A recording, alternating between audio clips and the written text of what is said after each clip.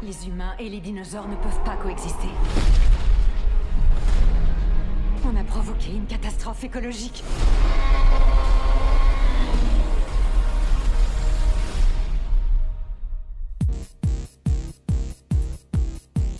Bienvenue au podcast Premier Visionnement. Aujourd'hui, on couvre un film des franchises Jurassic Park et Jurassic World. An entire generation has grown up in a world where dinosaurs are living and breathing. Bien entendu, avant de dévorer le podcast comme un tyrannosaure le ferait, je vous suggère fortement d'écouter le film discuté aujourd'hui, car je vais le spoiler complètement. Oh, you come here and you don't learn anything about these animals except what you want to know. Now eventually you might have dinosaurs on your dinosaur tour, right? Bonne écoute. Welcome to Jurassic World. Bienvenue à la maison mère de Biosyn. Aujourd'hui, on parle de Jurassic World, la domination. Sorti en 2022 et réalisé par Kevin Trevorrow, avec Chris Pratt, Bryce Dallas Howard, Laura Dern, Sam Neill, Jeff Goldblum, DeWanda Wise, Mamoudou Aty, Isabella Sermon, Campbell Scott et B.D. Wong. Je suis le seul et unique Mathieu. Et le plan du podcast aujourd'hui, c'est y arrivera ce qui arrivera. Alors, aujourd'hui, on finalise la franchise ou la rétrospective de les Jurassic Park, Jurassic World.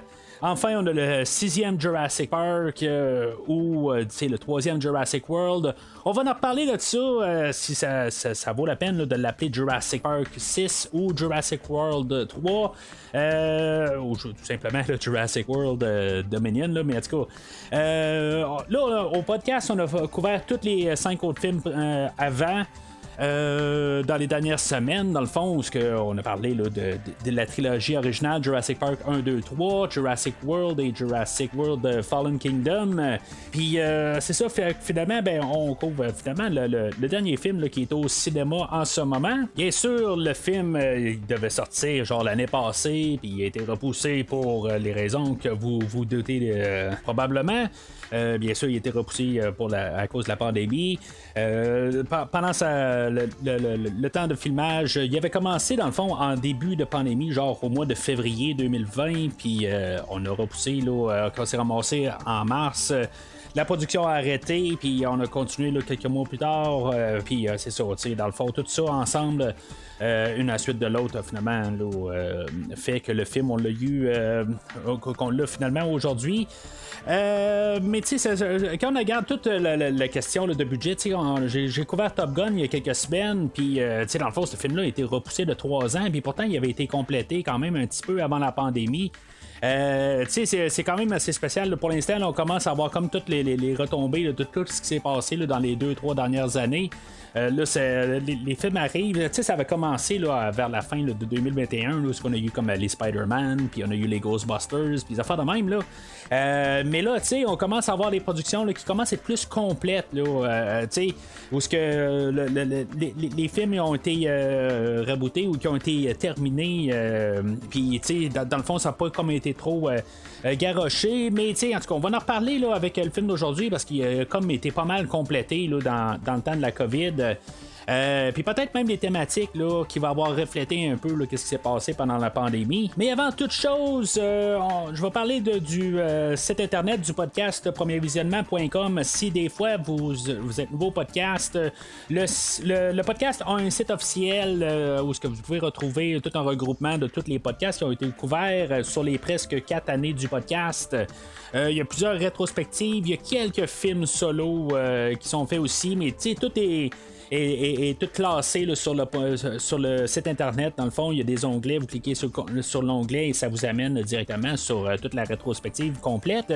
Le but primaire du site internet, c'est une question de regrouper, parce que si mettons vous allez sur quelque chose comme iTunes, Spotify ou n'importe quel autre logiciel de podcast, dans le fond, vous allez recevoir tous les 300 quelques épisodes du podcast et dans le fond ça va tout être pêle-mêle. Fait que quand vous allez sur le site internet, vous avez des liens pour télécharger directement et ça vous facilite beaucoup la vie. Bien sûr, le podcast est sur les réseaux sociaux Facebook et Twitter, donc vous pouvez suivre le podcast sur ces plateformes. là pour, dans le fond, avoir tout de suite être mis au courant là, de les nouvelles, les nouveaux podcasts là, dès leur parution. Alors, la franchise Jurassic World, spin-off ou continuité là, de Jurassic Park, quand on a sorti le premier film, on avait Colin Trevorrow, le réalisateur d'aujourd'hui, qui avait réalisé le premier film. Il était plus réalisateur dans le premier film. Dans le fond, il était comme supervisé là, par le producteur là, Steven Spielberg. Que lui, il a l'air quand même à rattacher beaucoup là, à la franchise Jurassic Park. C'est comme un peu son bébé là, de la franchise. Là. Dans le fond, Spielberg, il y a son autre bébé, mettons, il y a Indiana Jones, mais on dirait qu'il tient beaucoup là, à toujours être sous de garder quand même un certain contrôle là, pour la franchise Jurassic Park. Fait que, tu sais, il a quand même donné ça là, dans les mains de Colin Trevorrow pour réaliser le film de Jurassic World. Il s'est retiré un petit peu plus et donné plus de pouvoir, dans le fond, à Colin Trevorrow là, pour le dernier film là, qu'on a parlé là, la dernière fois, Fallen Kingdom, ou Le Royaume déchu, si vous préférez. Puis là, ben, tu sais, Colin Trevorrow, dans le fond, il voulait prendre un peu de recul en se disant en même temps que, tu sais, il veut faire d'autres choses. Puis la franchise de Jurassic World, ça serait le fun que ce soit des réalisateurs différents à chaque fois pour une question là, d'avoir du changement. Puis je suis à 100% là, derrière là, cette idée-là. Que dans le fond, chaque film peut se sentir différent. Puis, tu sais, dans le fond, la dernière fois, là, on avait un film qui était très différent là, de tout le restant de la franchise. C'était une bonne affaire ou pas? Mais ça, dans le fond, là, j'en parle en long et en large au dernier podcast. Mais, tu sais, je suis quand même en arrière de l'idée là, d'avoir toujours une nouvelle flaveur. Tant qu'avoir un différent film, ben, tu sais, aussi bien avoir une saveur différente. Là, tu sais, pour pouvoir avoir quelque chose de différent. Que le produit soit similaire mais différent. C'est là qu'il était retourné un petit peu sur ses pensées là-dessus parce que dans le fond c'est lui qui réalise le film d'aujourd'hui. Il faut savoir que Colin Trevorrow, dans le fond, c'était lui qui était initialement le réalisateur là, de Star Wars épisode 9. Il y a eu un genre de clash d'idées, d'après ce que je peux comprendre, là, avec Kathleen Kennedy, elle qui produit les films de Star Wars. Et dans le fond, il a été viré du projet. Puis finalement, ben, je sais pas si qu'est-ce qui s'est passé avec Spielberg quelque part, mais finalement, Spielberg il a demandé là, de venir compléter là, sa trilogie. C'est quand même assez ironique que de l'autre côté, Star Wars a fait un peu la même affaire. On avait J.J. Abrams pour le premier, ben, la trilogie sequel, dans le fond. L'épisode 7 était réalisé par Abrams. Après ça, on a Rian Johnson qui est venu pour le deuxième film. Puis finalement, ben, Abrams est venu terminer sa trilogie. C'est pas mal la même chose qui se passe avec cette trilogie présente, où on a Colin Trevorrow qui a fait le premier, puis on a Bea Geona qui a fait la suite la semaine passée, puis après ça, ben, c'est ça, on a le Colin Trevorrow qui revient aujourd'hui. C'est juste ironique que c'est ça que ça fait, mais en même temps, ben, on va en reparler dans le fond là, si c'était une bonne affaire qu'ils reviennent ou pas. Là.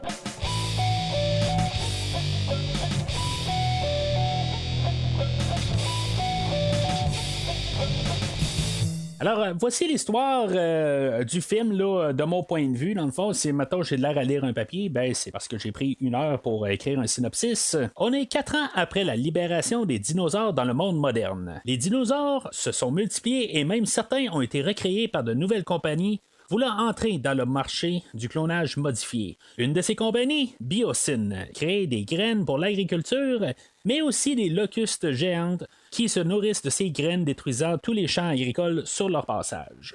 Je fais une petite parenthèse, le film se contredit à un endroit là-dessus, en tout cas je vais en revenir tantôt. Je continue l'histoire. Cela attire l'attention de nos 3 héros de la trilogie originale. Alan Grant, Ellie Sattler et Ian Malcolm, joués encore une fois par Sam Neill, Laura Dern et Jeff Goldblum, respectivement. Et les amène à Biosyn pour prouver que Biosyn est en arrière du manque de nourriture grandissant à cause de cette compagnie. Pendant ce temps, le professeur Wu, joué par B.D. Wong, a du remords sur tout ce qui a entraîné ses recherches sur le clonage des dernières années et croit pouvoir avoir sa rédemption en étudiant la seule être humaine à être clonée, Maisie Lockwood, interprétée par Isabella Sermon, clonée par son ex-collègue de travail Charlotte Lockwood.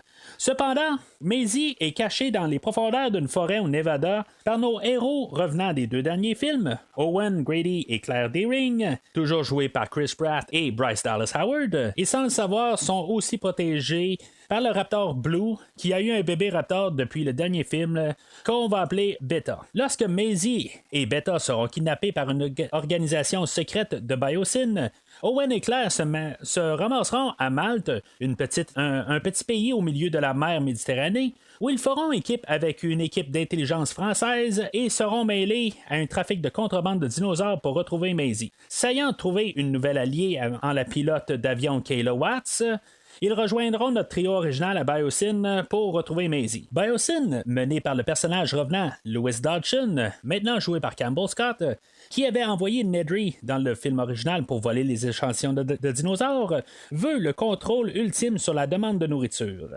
Il forme un second pour le seconder en le personnage de Ramsey Cole, mais celui-ci n'est pas en accord avec Dodson et aide tous nos autres bons personnages à mettre la lumière sur toute la conspiration. Dans les terrains avoisinant Biosyn, plusieurs dinosaures terroriseront nos personnages connus, mais seulement Dodson périra aux griffes de Dilophosaure, comme son envoyé de 29 ans auparavant. Une fois Maisie et Beta secourus et que les locustes seront neutralisés, tous nos personnages connus retourneront chez eux et apprendront, comme le monde entier, à vivre avec toutes les bêtes recréées de l'ère jurassique. Alors, ça, c'est pas mal une ligne directrice là, pour le film d'aujourd'hui. C'est sûr que je vais rentrer en détail là, dans la prochaine section, un peu partout. Mais là, c'est ça, tu sais, on va avoir des thématiques là-dedans. On va voir que, encore, là, ce qui domine pas mal là, toute la franchise, dans le fond, là, d'essayer d'avoir le contrôle sur quelque chose, mais dans le fond, le contrôle est incontrôlable. Dans le fond, tu peux pas... Il y a des choses que c'est juste tu dois le laisser aller en bout de ligne. Ça se monte avec qu'est-ce que même Dodson essaie de faire, mais dans le fond, c'est ça toute l'essence de Jurassic Park. Puisqu'on va comme unir toute la grande famille Jurassic Park, ça va être toute une littéralement la famille, toutes les genres de versions de génération. On va parler là, de même les Raptors là, avec Blue et Beta. On a le trio original comme les grands-parents puis la nouvelle famille, la famille reconstituée de Owen, de Claire et de Maisie. On va parler même de Maisie et de Charlotte, sa mère, dans le fond, de rechercher là, ses parents. Puis on peut même arriver, même dire Nedry et Dodson, dans le fond, là, eux autres, ils vont avoir la même destinée. Dans le fond, ils vont mourir pareil. On fait comme embrasser un peu les mêmes choses, mais on joue dans toute une thématique famille. Puis, je parlais tantôt, peut-être avec la COVID, là, qu'on avait peut-être des choses qui ont été influencées. C'est sûr que c'est beaucoup de science, l'idée de Jurassic Park, où on recrée des choses là, par la science qui n'existaient pas depuis plusieurs années. Mais, c'est le fait, là, il y a beaucoup de choses là, qu'on va essayer de montrer, là, qu'il y a des belles choses là, que la science peut faire aussi, comme peut-être créer guérir le COVID ou peu importe, là, guérir des cancers, des affaires de même, peu importe quelle maladie, des affaires de même. Mais c'est sûr que de l'autre côté, dans l'extrême, on pourrait avoir toute la fin du monde là, si c'est très mal utilisé, dans le fond. Ça fait que le film va regarder beaucoup là, d'éléments de ça, des points de vue. Ça va être vu aussi comme par le côté là, du personnage de B.D. Wong, là, le Dr. Wu, ce que il a fait tout. C'est lui, dans le fond, qu'on peut comme pointer là, pour dire que les dinosaures, c'est lui qui les a créés là, dans genre en 1990 là, pour les voir en 93.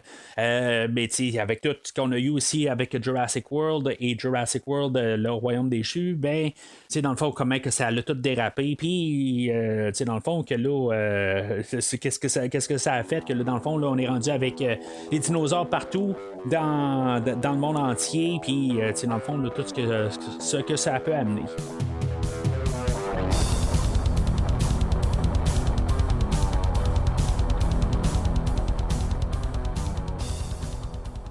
Avant de commencer à reparler du film, des fois là, que vous avez juste écouté là, le nouvel épisode, des fois pour le nouveau film, je vais un peu me représenter un peu là, de la manière là, que, du point de vue que j'arrive. Vraiment sommairement là. Moi, là, dans le fond, la franchise Jurassic Park, j'ai lu les livres là, quand j'étais plus jeune, puis je les ai relus là, pour la rétrospective. Les 2 livres, dans le fond, j'en ai même parlé là, dans les 2 premiers épisodes là, de cette rétrospective-là. C'est pour embarquer un peu là, dans la mentalité là, de l'auteur original, Michael Crichton, qu'il y a des choses qui vont revenir un peu là, hanter cette histoire-là d'aujourd'hui. Certains détails, mais je trouve tout le temps ça un peu le fun là, quand on revient un peu à Michael Crichton.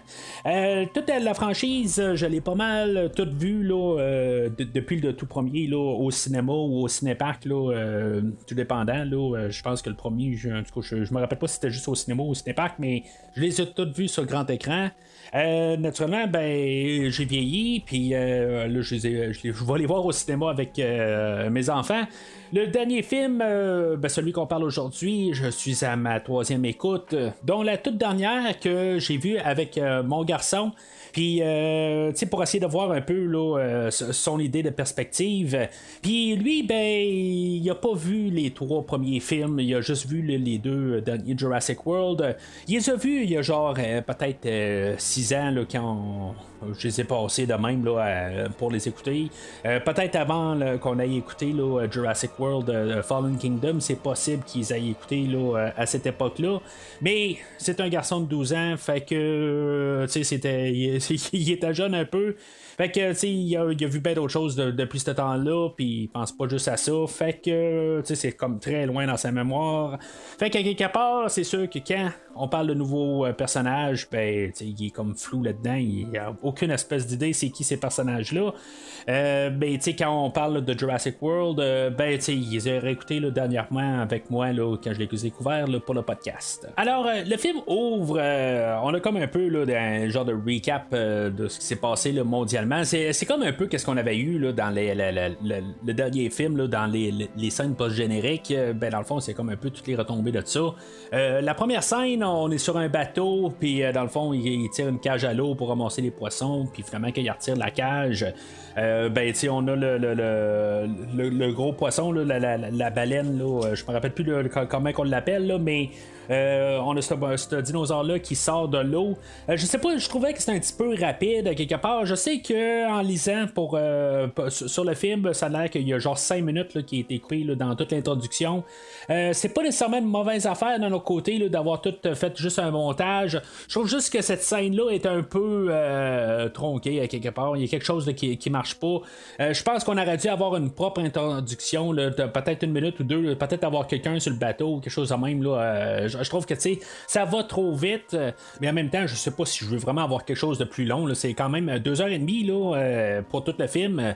Ça le fait le Jurassic Park le plus long, puis il y a des bouts là, qui sont déjà un peu très longs là, dans ce film-là. Là, je veux pas trop m'avancer sur le film, là, mais je suis pas sûr que je voudrais encore un autre 5 minutes de plus.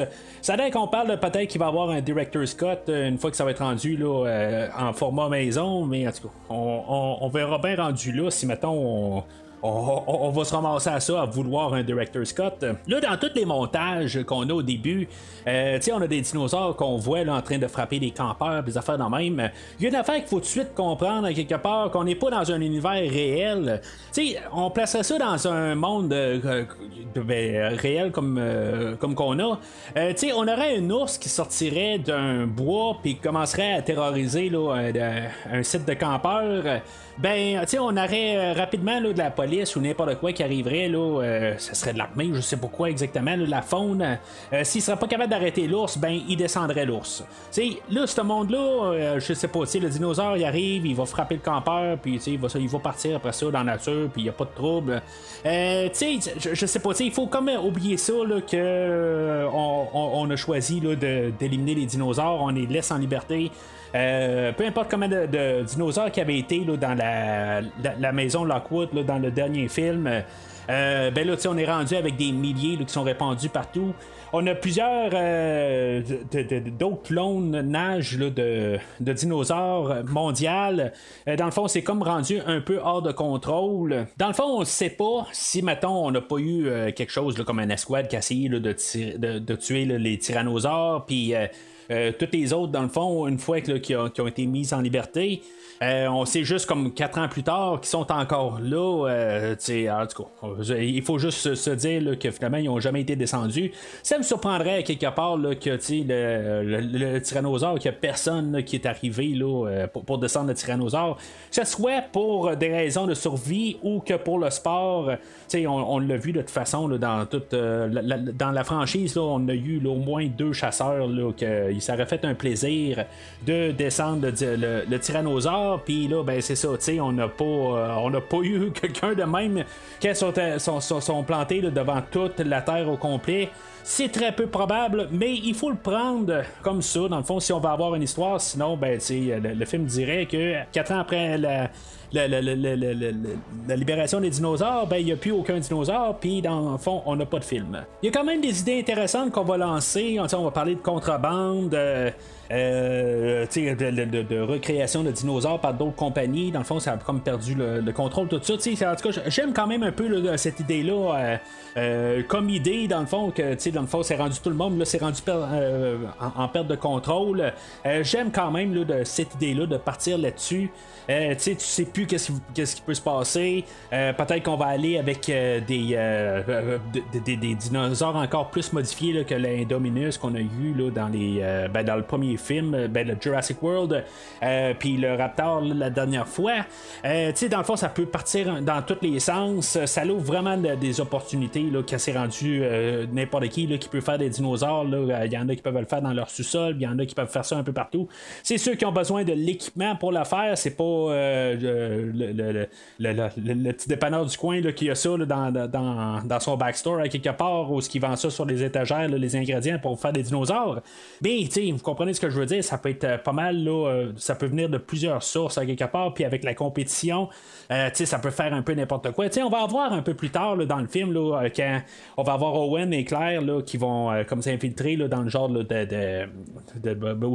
dans le fond il va y avoir des combats de dinosaures, puis des affaires de même là. C'est toutes des idées là, qui me fascinent à quelque part, de comment que le monde est tordu à quelque part, puis je pense qu'ils en font cuire aussi. Dans le fond, tu peux manger du dinosaure, des affaires de même. En tout cas, c'est dégueulasse à quelque part, mais ça me fascine quand même comment que l'être humain part des fois là, sur des dérapes, puis toutes sortes d'affaires sur c'est de la cruauté animale, des affaires de même là, mais comment que on peut arriver là, à faire ça, puis comment on peut abuser. C'est du Michael Crichton à quelque part. Qu'est-ce qu'on dit dans le premier film, comment qu'on prend là, des produits, puis que dans le fond on fait n'importe quoi avec, puis qu'on le marchande dans le fond, là, qu'on commercialise, puis qu'on fait n'importe quoi pour faire la scène là, c'est ou la pièce là, si vous préférez. C'est juste ça, c'est comme ça à la base là, de l'idée là, dans les livres là, de Crichton. Au moment où j'enregistre, j'ai pas encore pu écouter là, la trame sonore isolée de Michael Giacchino.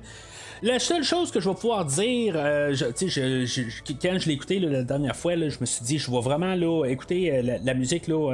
J'ai commencé à connaître le film par cœur au 3e coup, mais je vais vraiment porter une attention particulière là, à la trame sonore. Vous savez que j'aime bien parler des trames sonores en tant que telles, fait que je vais me concentrer là-dessus. Comme vous savez, Michael Giacchino, c'est pas mon auteur de trame sonore préféré et de loin.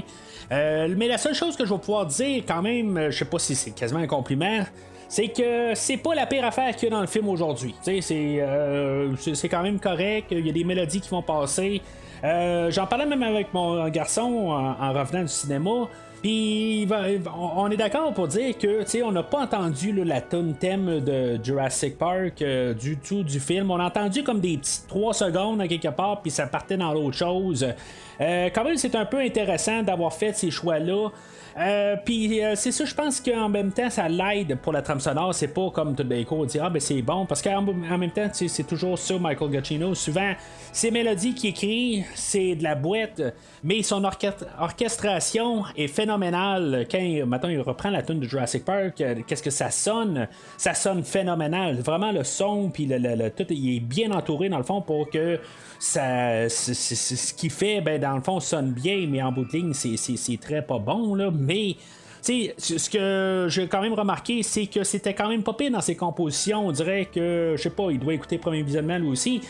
Puis il s'est dit, ben, je vais essayer là, d'augmenter un peu ma qualité. Puis je vais essayer d'écrire des bonnes mélodies pour une fois. Il n'y a pas de grand mélodie, mais pour les mélodies que j'ai entendues, j'ai pas détesté. Je peux pas mal laisser ça à ça. Je veux dire, dans le côté positif pour la trame sonore. C'est sûr que je vais probablement y faire au moins une écoute là, quand elle va être disponible sur Spotify. Je penserai pas l'acheter, mais je vais lui donner quand même une écoute là, une fois qu'elle va être disponible là, sur Spotify, puis que je vais avoir le temps de l'écouter. Alors, après avoir passé là, le genre de reportage qu'on a au début, on a rembarqué un peu avec nos personnages. On est réintroduit à Claire, Zaya et Franklin, dans le fond, qui reviennent là, du film précédent. Puis là, ben, c'est ça, ils sont comme sur une ferme où il y a des dinosaures qui ont été capturés, puis dans le fond, ils vont vouloir les libérer. Puis suite à ça, dans le fond, ils se font repérer, puis là, il y a une poursuite, tout ça. Puis, dans le fond, on a Zaya puis Franklin qui vont juste abandonner Claire. Ils disent que, dans le fond, ils ont trouvé une job, puis qu'ils sont mieux que ça là, dans la vie, tout ça. C'est comme si c'était nos personnages du dernier film. J'en avais pas mal, j'étais pas nécessairement rattaché à ces personnages-là. Mais, en bout de ligne, ça me prouve que je devais pas être attaché à ces personnages-là parce que, suite au départ, ben, ils disparaissent. C'est le fun d'avoir la suite, de savoir ce qui s'est passé puis qu'ils n'ont pas disparu directement, mais c'est pas mal l'équivalent que dans le fond, eux autres ils s'en foutaient quelque part d'être là, puis dans le fond, oui, Zaya arrive à dire, dans le fond, là, ta cause est noble de vouloir là, les libérer, mais la vie continue, puis il faut faire d'autres choses dans la vie, puis il faut payer il faut payer son cinéma puis des affaires de même en bout de ligne, puis c'est pas juste en rescapant là, des dinosaures un peu partout, puis en manquant de se faire tuer. Owen, lui, c'était un peu moins clair. J'ai pas vraiment réussi à cerner qu'est-ce qu'il fait dans la vie. Dans le fond, comment que Claire aussi elle rentre son salaire dans le fond pour pouvoir manger, c'est pas très très clair. Owen, je sais pas, là, il est rendu un genre de cowboy quelque part où ce qu'il va rattraper là, je sais pas c'est quoi exactement là, ces dinosaures là, c'est des kangourous rosaures là, quelque chose de même là. Puis il rattrape, puis il travaille pour la faune, quelque chose de même dans le fond. Il va ramener un dinosaure, tu sais comme que au Far West on avait des cowboys qui ramenaient là, des bœufs ou des taureaux là, ou des vaches perdues. Ben là c'est ça, on a Owen qui est là pour ça. Puis ça fait vraiment cowboy quelque part là, mais dans la neige là, en tout cas je sais aucune idée là, qu'est-ce qu'ils font dans le fond là, pour faire de l'argent quelque part puis pour pouvoir manger.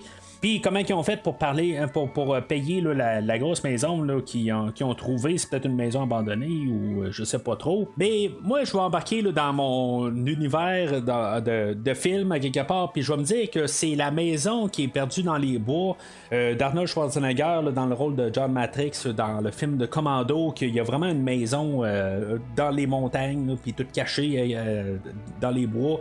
Puis que je pense à ça parce qu'on voit Basie qui coupe du bois. Puis ça me fait penser à l'introduction là, du film Commando là, de 1984 ou 5, là, quelque chose de même là. Puis dans le fond, il a abandonné sa maison pour partir à je sais pas trop où. Puis que dans le fond, il l'a laissé. Puis que finalement, là, notre trio a ramassé la maison parce qu'ils l'ont trouvé abandonnée. Fait que ça, c'est ce qui se passe dans ma tête. Peut-être que c'est un spin-off ou pas, mais je sais pas. Mais c'est ça que je me dis que c'est comme maison. Surtout, n'hésitez pas à me dire si vous êtes d'accord avec cette théorie. En tout cas, n'importe quoi, comme on dit. Fait qu'on a justement Maisie qui est introduit là, en train de couler du bois. Puis, tu sais, dans le fond, elle apprend, là, elle est rendue à 14 ans. Puis là, tu sais, elle s'isole un peu, tu sais, elle se questionne, tout ça. C'est l'adolescence, dans le fond. Puis, dans le fond, elle a besoin du soutien quand même là, de Owen et de Claire. C'est sûr qu'elle se sent prisonnière. Tu sais, il y a comme un genre de pont là, qui est comme entendu là, qu'elle dépasse pas. Mais clairement, elle va dans le village à côté. Puis, en tout cas, je suppose que c'est avec ça, en bout de ligne, que c'est pas juste à cause de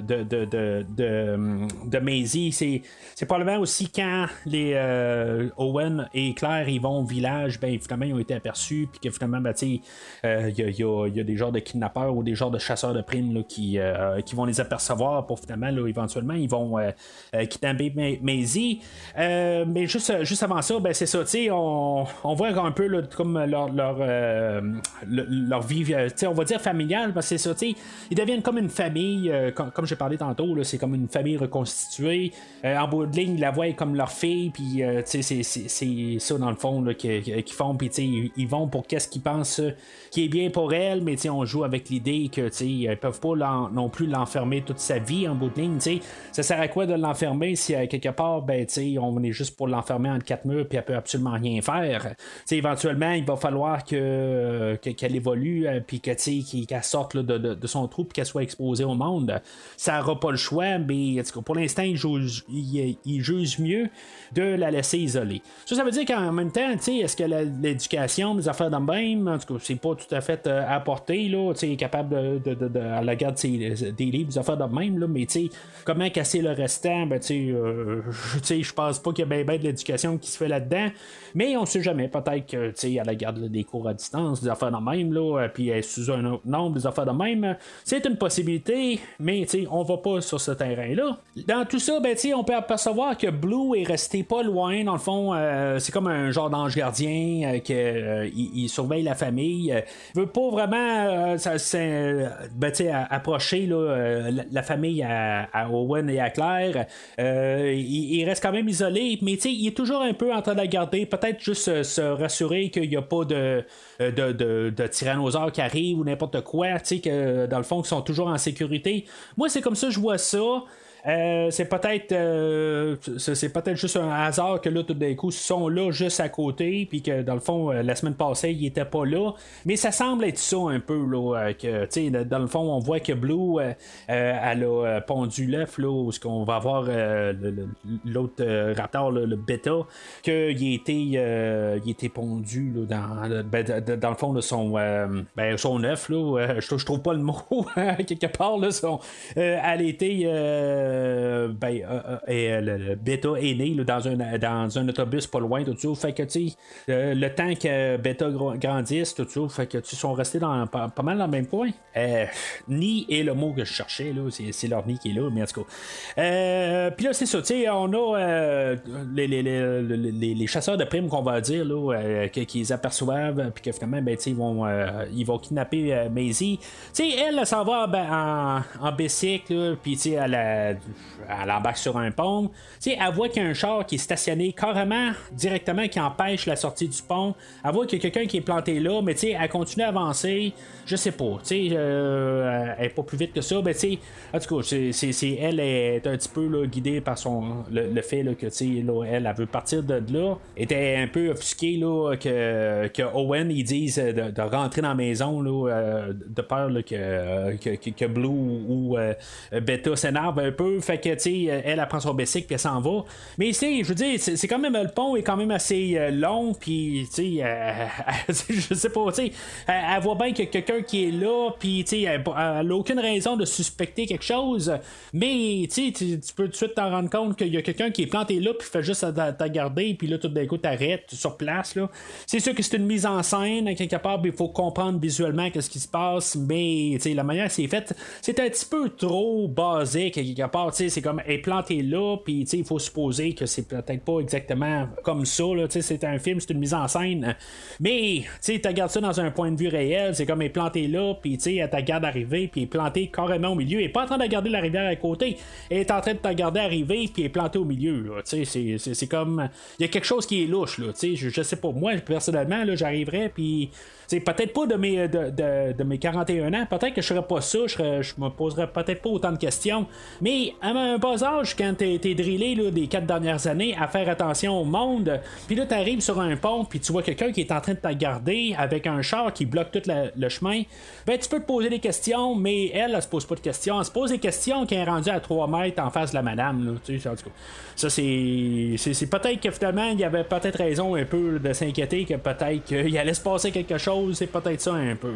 Alors, Owen, il se rend compte qu'elle a été kidnappée. Il voit, dans le fond, là, le personnage là, de Rain Delacour qui est en train de pitcher là, le Bessic à Maisie là, par-dessus le pont. Fait que il essaie de les rattraper, mais il est trop tard, ils sont trop loin.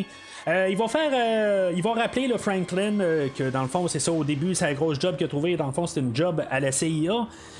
Puis lui va donner de l'information sur Rain Delacour. Puis dans le fond, ça va ramener là, le personnage là, de Barry Sandben qu'on avait vu dans le premier Jurassic World. Qui dans le fond qui dressait les raptors avec lui dans le premier film. Honnêtement, je pensais qu'on allait avoir la mort de peut-être ce personnage-là à quelque part. Je vais faire remarquer, je l'ai montré un peu là, dans le que j'ai parlé là, du synopsis tantôt. On n'a absolument aucune mort dans ce film-là. Je sais pas si c'est une, juste un côté là, sadique de moi qui veut voir un personnage mourir. Je pense pas que c'est ça nécessairement. C'est que des fois un peu ça rajoute un peu de poids au danger. Mais là, tu sais, tous les personnages qu'on connaît qui vont revenir là, des films précédents, on va l'introduire un peu plus. Rendu à la fin du film, on va voir comme si mettons, on a un Jurassic World 4 ou peut-être Jurassic Universe, le prochain, la prochaine trilogie, quelque chose de même. Où ce que, on va faire revenir, là, en guillemets, là, des personnages légendaires. Ben, on va en avoir une panoplie encore de survivants. Fait qu'on va avoir encore plein de personnages qu'on va pouvoir faire revenir. Parce que le film d'aujourd'hui, là, il va essayer là, de faire revenir là, le maximum de personnages qu'on a vus là, dans tous les 5 films précédents. Puis ça va être un peu partout. On va même en mentionner là, dans le troisième film là, que, ce que j'attendais. Là, je vais en reparler là, que je vais être rendu là, dans quelques minutes. Mais on essaye là, de vraiment uniformiser tout l'univers. Puis essayer de même peut-être tout fermer au complet. Là. C'est pas mal là, la fin de tout là, aujourd'hui. Là. Fait que lui, Barry, il est parti là, dans le fond de dresseur de raptors. Puis là, maintenant, c'est rendu un agent secret là, pour l'intelligence française, où que, dans le fond, ils sont en train là, de faire tout un réseau là, de trafic de dinosaures. Puis, tu sais, en tout cas, il est tout bien implanté, il y a une couverture, tout ça. J'enlève pas, j'ai l'air à sonner un peu sarcastique comme si j'y crois pas à quelque part. Ben, on connaît pas le personnage là, à part qu'est-ce qu'on a vu dans le premier film. Peut-être que justement ça a été un peu sa carte d'entrée là, à la CIA qui ont pu déterminer là, qu'est-ce qu'il a fait là, puis dire bon ben regarde, t'es fait pour le travail. C'est une possibilité. Pendant ce temps-là, ben Maisie elle a été transportée par avion, puis on en a le pilote de l'avion qui Kayla Watts, que elle, dans le fond, elle se rend compte que probablement que Maisie a été kidnappée, mais elle décide de rien faire, puis elle a un peu ça sur la conscience. Il y a comme une sous-thématique dans tout le film, là, que comme un peu le remords, puis vivre là-dessus. Elle va l'avoir, Billy Wong va l'avoir un peu plus tard, ou si vous préférez. C'est un peu une autre petite thématique là, qu'on va jouer un peu dessus, puis dans le fond que au lieu de mourir avec un remords, ben essayer là, de se racheter, là, puis elle finalement ben quand elle va penser que c'est sa mère qui recherche là, Maisie, Claire elle va arriver puis elle va dire que c'est sa fille, elle va embarquer, elle va essayer là, de l'aider dans le fond là, pour retrouver Maisie.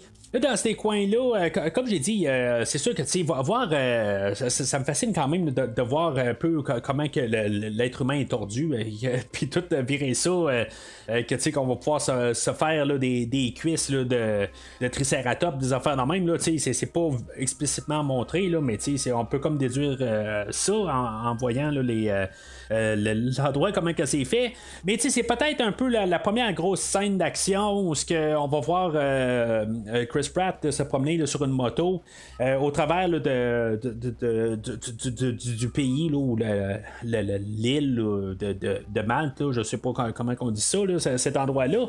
Le problème là-dedans, c'est que c'est les poursuites de moto dans de ce genre d'environnement-là. On a vu ça là, pas mal souvent là, dans les derniers films de James Bond, de Jason Bourne. C'est comme ça me rappelle beaucoup ces genres de scènes-là. Je comprends qu'on veut arriver et faire quelque chose de différent. Je l'apprécie. C'est un bon bout dans le film, mais on est rendu à quelque chose comme 40-45 minutes là, dans le film. Ça commence à être à peu près temps là, qu'il se passe quelque chose. Mais on nous a introduit tellement de personnages depuis le début du film. J'étais un petit peu perdu. J'ai un peu la tête qui part un peu partout à essayer de suivre. Là. C'est qui Rain? C'est qui le retour de Barry Samben? J'étais pas trop sûr. Ça m'a pris peut-être un 15 secondes pour me dire ah oui, c'est beau, c'est lui du premier film. Premier film étant Jurassic World, là, en voulant dire là, dans cette trilogie. Puis là, on a un autre personnage aussi là, qui est pas nécessairement important, qui aurait pu être quasiment combiné là, avec le personnage là, de Rain, tant qu'à ça. Mais tu sais, on veut nous donner un autre personnage, là, Seona Santos, que elle. Elle a des raptors modifiés là, à vendre, dans le fond, ou à faire transporter. Puis c'est comme dans le dernier film où elle a des lasers pour pointer, puis dans le fond, les raptors, c'est comme leur cible à attaquer. C'est comme on embarque des personnages, tout ça, puis que finalement, quand cette scène-là est terminée, on n'en revoit plus aucun de personnage là-dedans. C'est que ça soit Barry, que ça soit Rain. Rain, on sait qu'il a été mangé, dans le fond, là, par les dinosaures. Puis dans le fond, ça fait un deuxième personnage là, qui se fait manger par les dinosaures, mais c'est tout. Mais c'est ça, tu sais, comme Seona Santos, elle est gardée pour une suite ou quelque chose de même. C'est un personnage là, qui va pouvoir revenir là, dans Jurassic Universe 3 à la toute fin, quelque part, où elle va avoir pris la technologie de contrôler là, tous les dinosaures, tout ça, contre la planète Mars, qui va avoir d'autres dinosaures, tout ça. Tu sais, en tout cas, ça, c'est une supposition que je vais lancer tout de suite, là, que je vais reparler quand même vers la fin, tout ça, mais c'est je sais pas, tu sais, quelque part, je trouve que cette partie-là n'est pas nécessaire au film, à part que juste mettre un petit peu d'adrénaline pour un film que dans le fond, là, qui essaie là, de trouver quelque chose à faire avec nos personnages là, qui viennent de la franchise présente de Jurassic World. Parce que là, c'est ça. En parallèle, on a l'autre histoire qui est peut-être plus centrale. Dans le fond, on va avoir le retour là, de Laura Dern dans le personnage là, de Ellie Sattler. Bien content là, quand même là, de revoir ce personnage-là. On va apprendre qu'elle était mariée là, avec Mark dans le Jurassic 3, puis qu'elle s'est divorcée de ce personnage-là. C'est combien de fois que j'arrive et que je couvre un film, je me dis, tu rajoutes juste une ligne pour juste comme clore l'histoire d'un film, au lieu de ignorer un autre film, tu arrives, tu mets une ligne de même, ça a pris 10 secondes, peu importe que j'aime ou j'aime pas Jurassic 3, ou n'importe qui, ça l'uniformise tout l'univers au complet, tout se tient ensemble. Puis c'est ça que j'aime à quelque part. Au moins il y a une continuité. Il n'y a pas une affaire que comme d'un coup elle n'a plus d'enfant, ou dans Jurassic 3 il me semble qu'elle avait juste un enfant, mais c'est possible qu'elle en ait eu un deuxième par la suite. Il y a quelque chose que j'ai manqué là. J'ai pas pris de note, c'est pas très très important. De toute façon elle était peut-être enceinte du deuxième. J'ai un petit blanc là-dessus, mais ça donne quand même le sentiment que ces personnages-là ont existé pendant tout ce temps-là, puis ils sont pas juste inexistants depuis 1993, puis tout d'un coup, là, pas loin de 30 ans plus tard, qui réapparaissent, puis là, ils vont nous lancer toute une histoire alternative du personnage, là, de qu'est-ce qui s'est passé, puis dans le fond, que là, quand tu as écouté Jurassic Park 3, tu vas te dire, pour les bonnes ou mauvaises raisons, ou peu importe, là, que tu vas le réécouter, puis tu vas dire, ça n'a pas rapport, ce film-là. Parce que, en bout de ligne, c'est tout le temps un peu ça, les franchises. Il y a des bons films, il y a des mauvais films, tout ça, puis il y a des films qu'on peut choisir décide de garder, puis des films qu'on garde pas. Mais tu sais, souvent quand on a un film qui décide de ignorer certaines suites, ça veut pas dire que ce film-là est nécessairement meilleur. Puis on dirait que des fois, ils ont tendance à se dire, ben tu sais, on va ignorer Jurassic Park 3 parce que c'était pas celui-là qui était fait par Steven Spielberg. Puis tu sais, dans le fond, ça a été comme un peu le bas fond de la franchise. Puis, tu sais, rendu là, ben, tu sais, c'est souvent ce que les franchises vont faire. Ils vont juste comme abandonner là, une certaine suite, puis on n'en fera aucune référence. Puis je l'apprécie qu'on l'ait fait parce que ça veut pas dire que si, mettons, on oublie Jurassic 3, ça veut pas dire qu'on va faire quelque chose de mieux. Tu sais, c'est ce que j'ai de la misère des fois avec des réalisateurs qui ont de l'air à garder des fois un petit peu plus hautain là, les autres franchises qui étaient pas faites par eux autres, qui n'ont pas été impliqués. Puis, tu sais, c'est qu'ils oublient, puis pourtant, tu sais, ils sortent quelque chose d'encore pire, tu sais, puis ça arrive dans plusieurs franchises, mais, tu sais, je me dois de me répéter quand même, là, pour la franchise d'aujourd'hui, pour dire que c'est encore la pensée que j'ai. Puis j'apprécie quand même qu'on ait juste incorporé. Puis c'est juste un 15 secondes d'histoire. Puis tu sais, je m'en fous du personnage de Mark. J'en ai absolument rien. J'ai aucun attachement. Envers ça, mais tu sais, qu'on ait pris le temps, c'est comme si le réalisateur ou l'écrivain, ben, qui est l'écrivain aussi, là, avec quelqu'un d'autre, ils ont pris le temps d'étudier la franchise, puis ils n'ont pas arrivé puis dire, bon, tu sais, on les ignore parce que ça nous tente pas d'écouter toute la franchise. Nous, ce qui est important, c'est Jurassic Park 1, puis Jurassic World après ça, tu sais, ce qui s'est passé entre le premier puis le quatrième film, on s'en fout. Ça montre que le réalisateur a fait sa job. Alan Grant. Ne me dis pas que t'es venu jusqu'ici pour évoquer le bon vieux temps. Tu viens ou pas?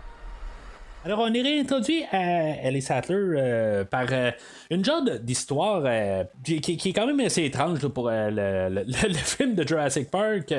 On a des locustes géantes qui ont été créées par Biosyn, que dans le fond, là, ça se contredit dans le film. Là. Elle arrive à une ferme, puis la madame, elle va dire que le voisin utilise des graines de Biosyn, puis on voit que tout le terrain a été mangé.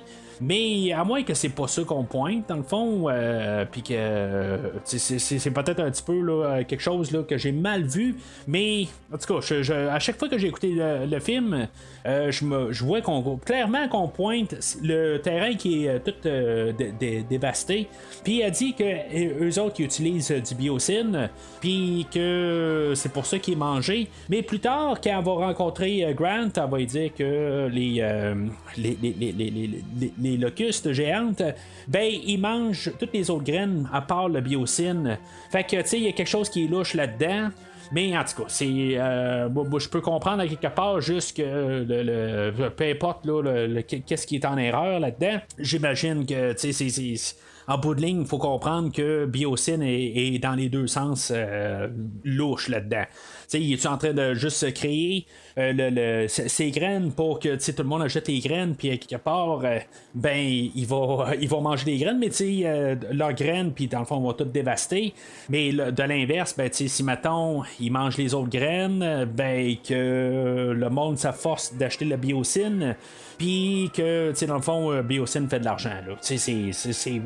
On peut comme la garder un peu là, dans les deux sens. Je crois que c'est ça, dans le fond, qu'ils vont manger les autres graines, puis que ou les engrais, les affaires de même là, puis que Biosyn dans le fond ils vendent de plus en plus à quelque part, mais tu sais c'est louche là, de toute façon. Dans toute cette histoire-là, on sait qu'ils vont découvrir ça. Il n'y a pas de grosse révélation à la fin. Là, c'est beau. On a les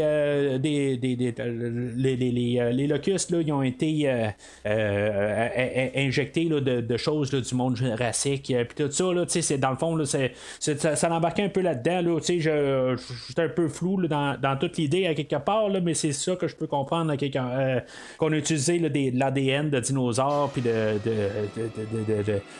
locustes du temps là, on appelle ça des criquets aussi là, ici au Québec là. Mais en tout cas, ils mettent là-dedans pour que ce soit comme un peu super géante là. C'est vraiment dégueulasse à quelque part là. Fait que c'est ça, tu sais, elle va voir Alan Grant pour une raison X, parce qu'elle a besoin d'un témoin, puis tu sais, pourtant, Ian Malcolm est déjà sur place. Fait que tu sais, c'est comme un témoin qui est déjà sur place, mais pour les besoins du film, puis pour uniformiser tout, puis pour avoir comme une célébration de toute la franchise Jurassic Park, Jurassic World, ben, elle doit se retourner vers Alan Grant pour lui demander de suivre, que dans le fond, là, il va pas s'astiner du tout, il va être bien content là, qu'elle demande là, de venir avec elle. Tu sais, je vais peut-être même ajouter le point que si maintenant Jeff Goldblum a eu la tête d'affiche pour le deuxième film, dans le fond, Le Monde Perdu, Sam Neill a eu la tête d'affiche pour Jurassic Park 3. Ben, je pense que c'est pas mal elle qui a la tête d'affiche pour le film d'aujourd'hui. C'est pas mal elle là, qui va passer là, toute l'histoire. En co-star, elle va avoir Sam Neill avec elle. Ian Malcolm, une fois qu'on va la rencontrer, toujours en train de faire là, ses discours philosophiques. Je sais pas à quelque part là, si ça marche tout à fait. Là, il est demandé là, d'être dans le fond là, de voir une genre de séance là, une fois qu'il se ramasse là, à la maison mère là, de Biosyn. Je sais pas si c'est une bonne affaire à quelque part là, qui est comme pas tout à fait en train de parler contre Biosyn directement, mais c'est comme un peu toute la mentalité là, de la chose là, quand l'homme doit s'adapter et tout ça. Je sais pas si c'est une bonne idée là, d'avoir quelqu'un là, de même dans ta pour l'endroit à quelque part. Ben tu sais, c'est ça, dans le fond là, on doit juste coller ça pour dire bon ben il y a une raison pourquoi Ian Malcolm est sur place.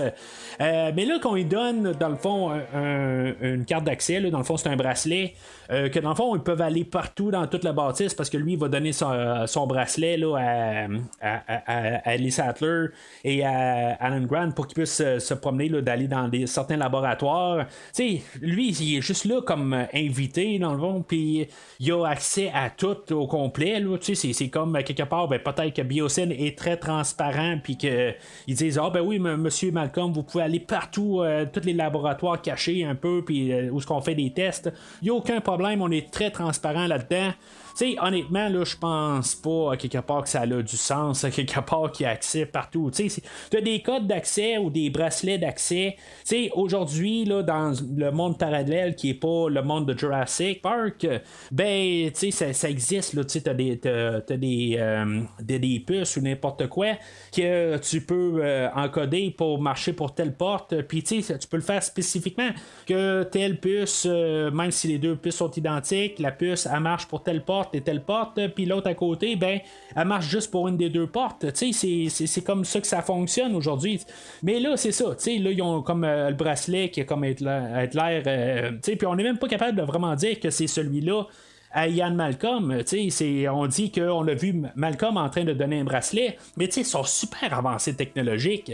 C'est n'importe quoi, quelque part, qu'ils peuvent pas se rendre compte que dans le fond, c'est le bracelet à Ian Malcolm qui est passé au travers là, qu'on a utilisé pour ouvrir la porte là, pour pouvoir étudier là, les criquets là, ou les locustes. Là. Mais en tout cas, fait que ils vont investiguer puis ils vont trouver là,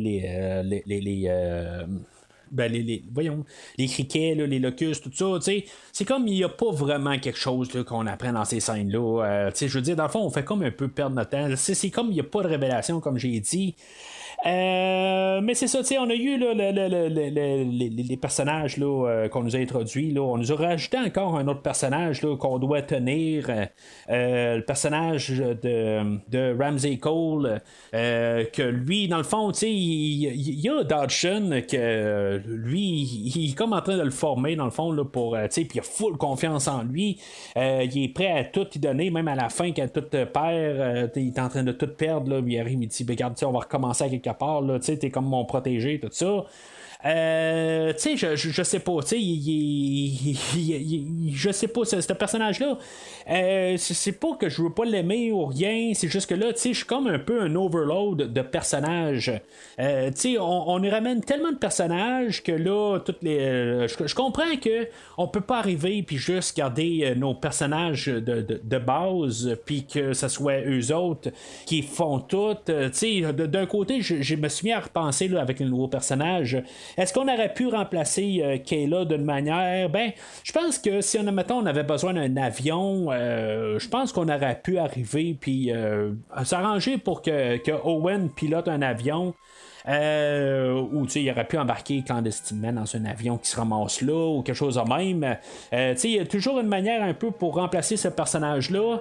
Le personnage de Ramsey, ben ça c'était un petit peu plus touché. Mais pourquoi que c'est comme on dirait qu'il y a juste Dodson qui est comme méchant là, en guillemets là, dans le fond là, c'est comme le méchant ultime. Puis tout le monde alentour dans le fond il y a personne là, qui a la même agenda que Dodson. Je comprends que c'est sa compagnie, c'est son idée, puis après ça, eux autres, ils s'en foutent, c'est qui partent, mais c'est ça un peu que je me dis, il y a peut-être besoin de d'autres personnes un peu alentour, mais tout le monde est comme sur le bon côté de la vie, puis je sais pas, à quelque part, on pourrait arriver puis mettre un petit peu plus de gris, mais c'est comme si t'as un peu de gris, ben il faut que t'aies ta rédemption pour la fin, puis Dodson, je comprends pourquoi qu'on l'a ramené, je trouve ça le fun d'un côté qu'on a ramené ce personnage-là.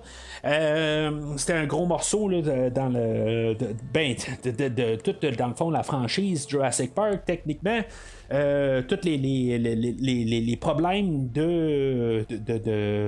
qu'on a eu là, depuis le premier film, ben, c'est à cause de lui dans le fond. Le fait que c'est lui qui a envoyé Dennis Nedry dans le premier film, puis que Nedry a fermé le courant, puis tout ça, ben que c'est pas mal à cause là, que Dodson l'a envoyé.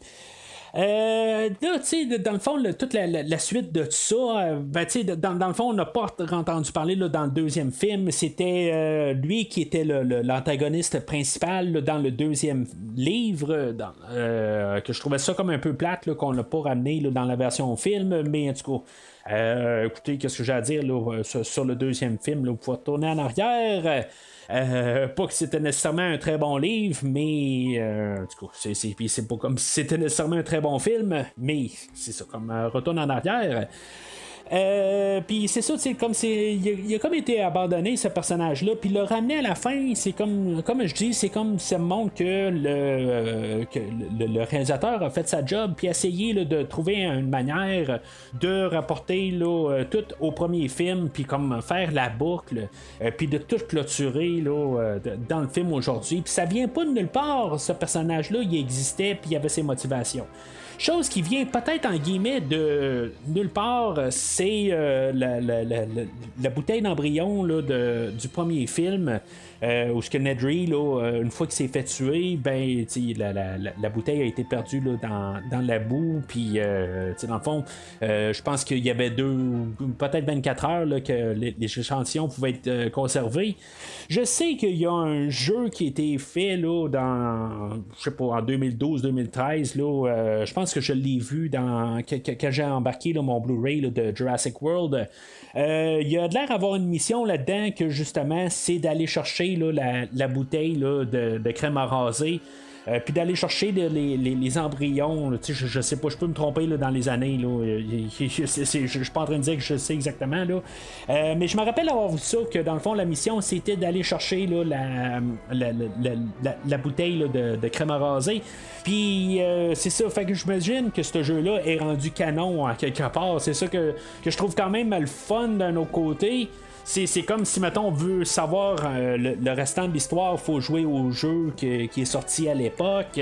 C'est le fun d'un autre côté, mais l'autre côté, je me dis, bon, ben, c'est un peu exagéré. Là, si maintenant il faut jouer un jeu pour comprendre le film, mais c'est pas très, très important. Ça nous donne juste un lien pour nous rappeler que c'est lui.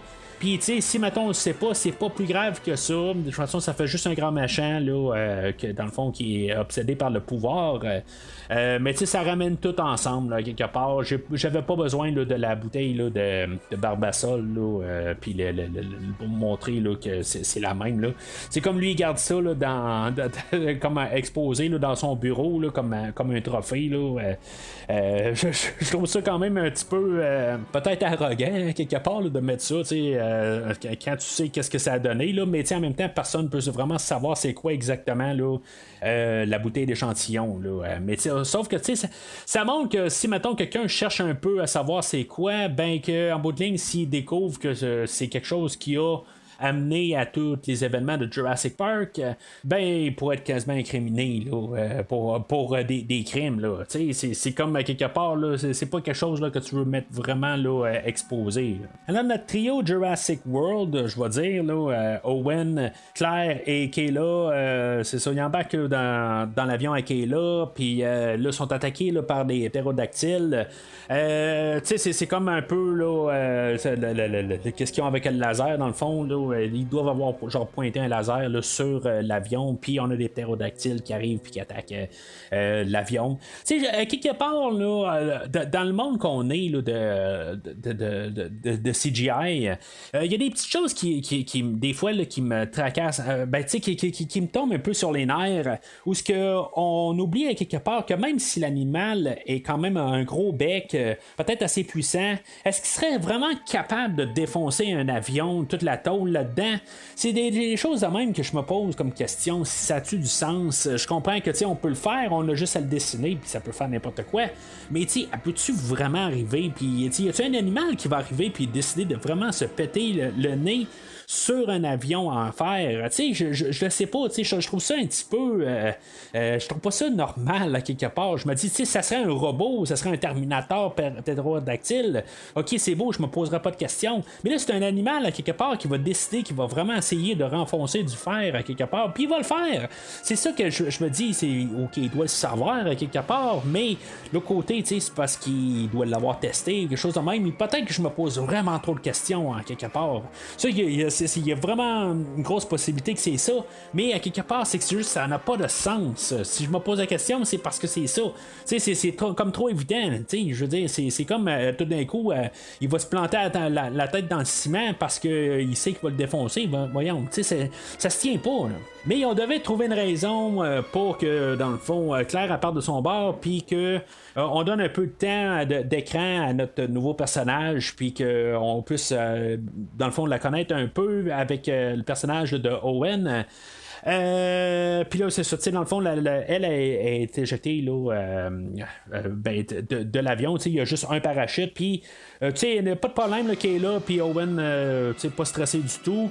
Ok, je comprends, Owen, dans le fond, là, c'est sa blonde qui aime, puis il va lui donner la place, ça, il n'y a pas de problème, mais Kayla, elle, pas de trouble, je vais être capable là, de survivre avec mon avion, il n'y a vraiment pas de problème, là, si mettons vous voulez sortir, c'est le temps, là, le parachute, il y en a juste un, puis choisissez entre vous deux, moi, pas grave, je sais que je vais survivre à ça.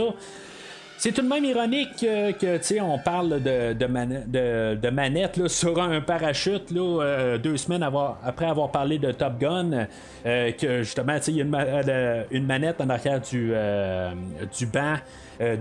C'est des jets là, mais qui peuvent tirer dessus puis qu'elle marche pas dans Top Gun. En tout cas, je veux pas parler de Top Gun aujourd'hui, mais puis pour pas vous spoiler nécessairement là, mais en tout cas il y a une manette là en arrière d'un banc injectable, puis on en revient un peu à ça encore une fois là, 2 semaines plus tard.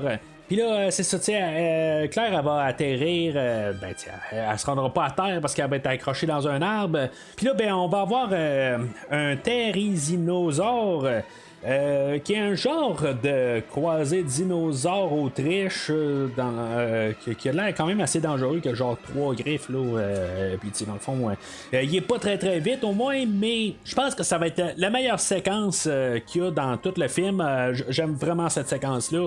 Elle va ramper à terre, puis le dinosaure va juste la suivre bien tranquillement, puis elle sait, là, c'est pas comme si elle sait pas, puis elle va juste rentrer tranquillement là, dans la petite mare qui est à côté, puis elle va vraiment juste se rentrer carrément là, dans l'eau.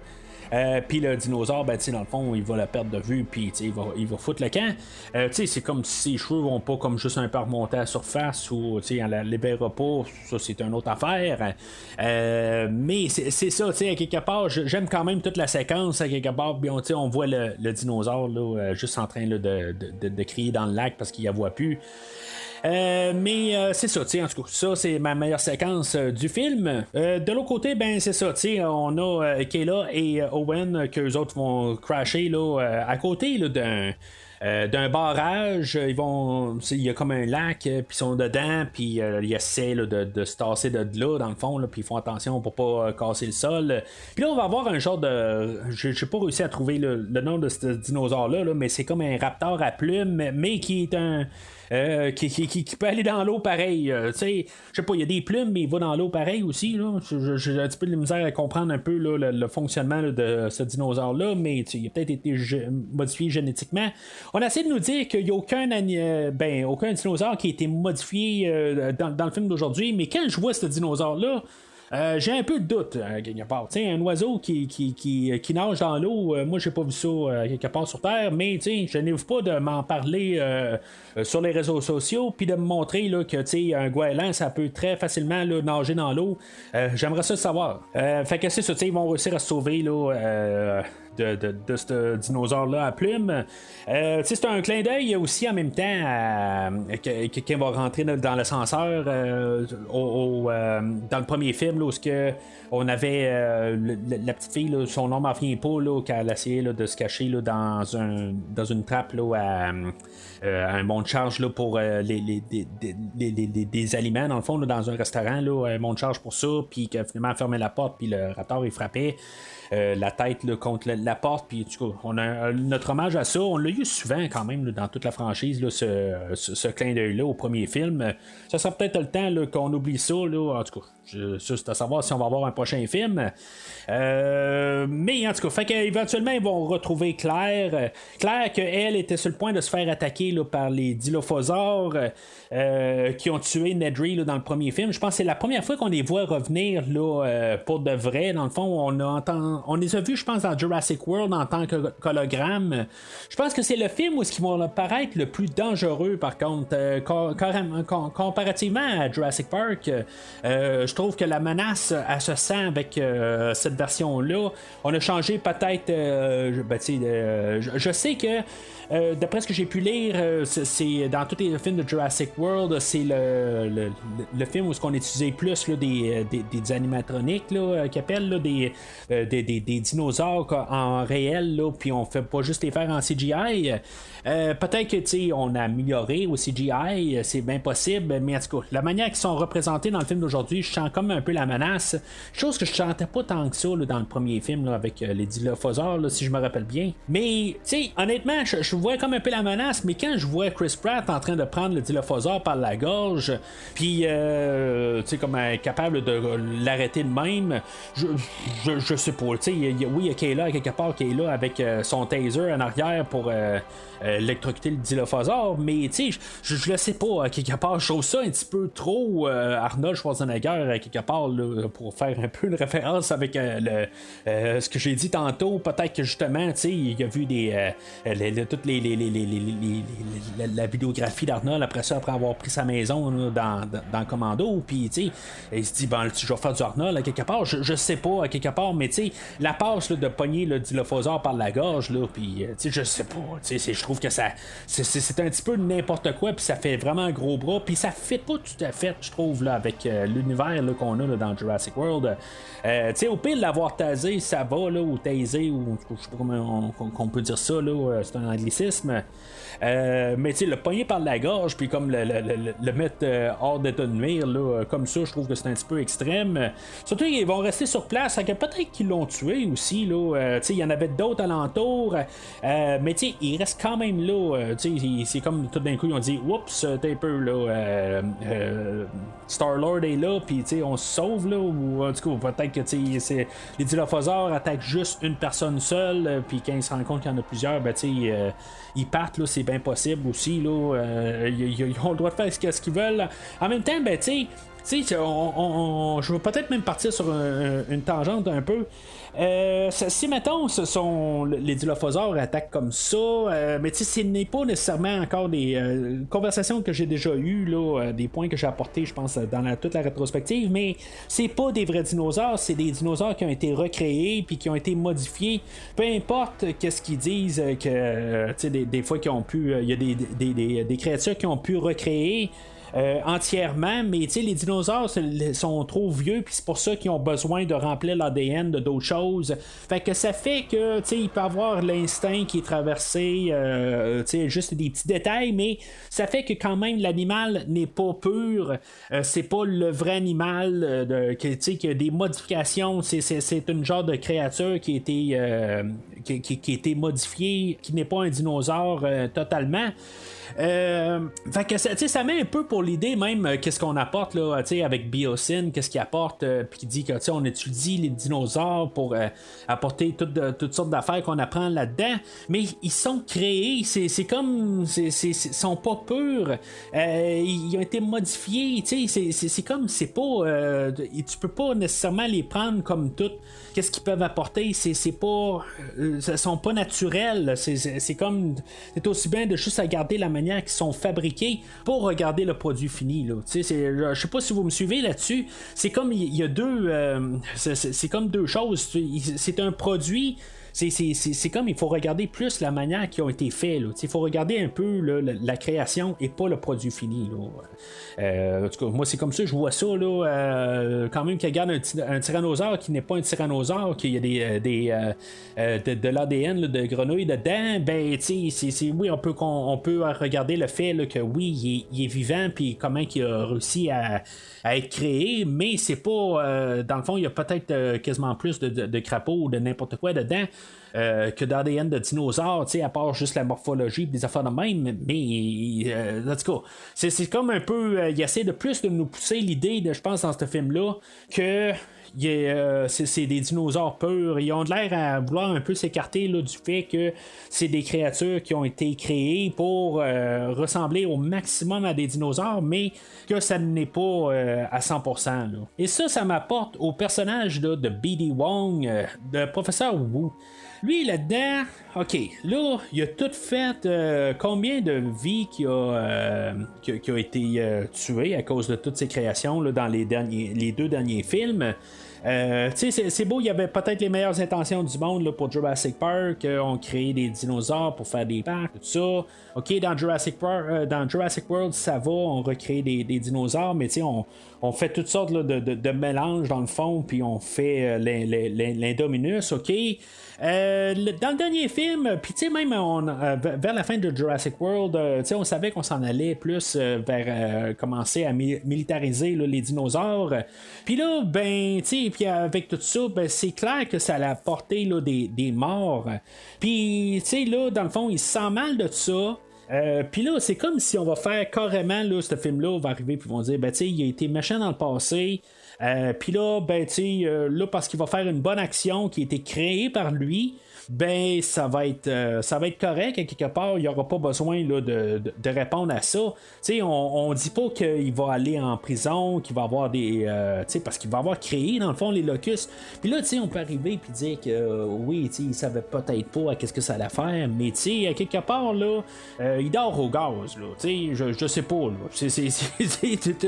Tu crées là, des locustes géants, puis il est comme au courant quelque part parce qu'il y a une discussion entre Dodge et lui, que il arrive et il dit mais là c'est parce que ça va créer une famine, tout ça, puis là je me sens mal à ça, puis tout ça, puis c'est à quel point là-dedans que tu t'es rendu compte, t'attendais de voir que tout d'un coup qui était mis en liberté, puis que c'est ça que ça l'a donné. Honnêtement, je pense que il s'en est rendu compte en train de le faire, puis tout ça, puis éventuellement il était lancé. Puis, si ça n'est pas rendu compte avant là, qu'il soit lancé là, carrément dans les airs de même, il y a un problème. Là. C'est comme impossible. Là. Il a décidé qu'il fermait les yeux là-dessus, puis que finalement, ça l'a rattrapé. Mais ça ne pardonne pas à quelque part. Là. Les dommages sont faits. Là. Il n'a pas tué du monde directement. Il n'y a probablement pas encore de morts qui sont faits à cause de ça. Mais des dommages ont été faits, puis il devrait répondre à ça à quelque part. Puis je pourrais même en mettre plus. On va revenir même à Jurassic Park. Il a créé des dinosaures qui sont partis hors de contrôle, qu'il ne pouvait pas contrôler, puis il a continué à le faire. Puis là, ça a amené la mort de des personnes, puis il a continué pareil. Je veux dire, c'est comme ça fait 25 ans qu'il a continué par-dessus ça. puis il a pas plus appris, puis là tout d'un coup il apprend que là, tu sais, il a fait des locustes, qu'ils vont manger là, des graines là, qui sont à biocène ou qui sont pas à biocène, tout dépendant de qu'est-ce qu'on comprend un peu du début, puis que dans le fond éventuellement, tu sais, les porcs pourront pas manger, puis tous les animaux pourront pas manger, puis éventuellement nous autres aussi on pourra plus manger parce qu'on va manquer de bouffe, tout ça. Mais tu sais, c'est comme là tout d'un coup il s'en rend compte parce que ça va le toucher lui, c'est probablement ça à quelque part. C'est pas à quelque part parce qu'il doit avoir un remords là, de comment que toutes ces expériences ont été utilisées, parce que tu sais, s'il y aurait eu un remords à quelque part, ça ferait longtemps là, qu'il serait mort de remords là-dedans. Là. C'est comme à quelque part, là, tout d'un coup, à la fin de même, on décide là, que c'est comme un héros, tout ça. Je sais pas, là. Je trouve qu'il y a eu un genre de côté dans le scénario qu'on s'est dit, je pense qu'on est allé fort sur Wu, puis à quelque part, au début, quand on regarde le premier film, il y a de la toute bien smart, tout ça, il y a comme tout le bon personnage, le bon créateur, tout ça, il va bien avec John Hammond de la version du film, puis dans la version livre, là, c'est totalement différent, mais il faut vivre avec le film parce que c'est le film qu'on regarde en ce moment, là, c'est cette version-là. Puis, c'est ça, on dirait qu'on va revenir à cette image-là, mais honnêtement, il a fait trop de dommages dans les derniers films, là, que c'était un personnage là, qui a descendu tellement là, dans le côté obscur que il ne pourra jamais ressortir de là, tant qu'à moi, là, peu importe là, qu'est-ce qu'il fait. Là. Mais méfie-toi du côté obscur. Si une seule fois tu t'engages du côté obscur, à jamais, il dominera ton destin et te consumera. Comme il l'a fait de l'apprenti d'Obi-Wan. Ça, c'est ça. C'est ce que Yoda disait. Mais c'est ça. Fait que le couple du premier film, ils ont leur échantillon, puis là ils découvrent que Ramsey, dans le fond, il est sur leur bord. Ils vont prendre un train pour sortir de là. C'est comme un repère à la James Bond, là, pour rajouter encore du James Bond qu'on a vu tantôt. Mais là, on continue. Le grand machin, il a quand même son souterrain à lui là, avec son train. Ils vont embarquer dedans, mais là, Dodgen va fermer le courant, puis en tout cas, il va revenir plus tard pour lui aussi, le courant, puis c'est la même affaire qui va se passer avec lui. Là. En tout cas, c'est comme si on a manqué un peu d'idées là-dedans. Mais ils vont être forcés, dans le fond, avec Maisie, qu'ils vont avoir trouvé là, dans l'installation. Là, aussi. Ils vont l'avoir trouvé, elle va les avoir joints. Ils vont descendre dans les mines, puis ils vont être attaqués par les dinosaures de mines. Puis on va voir plein de dinosaures là-dedans là, qu'on n'a pas vu dans toute la franchise. Je trouve ça le fun, à quelque part, que on essaie là, d'avoir plusieurs dinosaures, mais il y en a plein là-dedans. Là, le brachiosaure, le brontosaure, puis le dreadnoughtosaure, quelque chose de même là, qui appelle. Là, ça rend tout l'air pareil, tant qu'à moi. Là, je veux dire, qu'on me dit n'importe quel nom, dans le fond.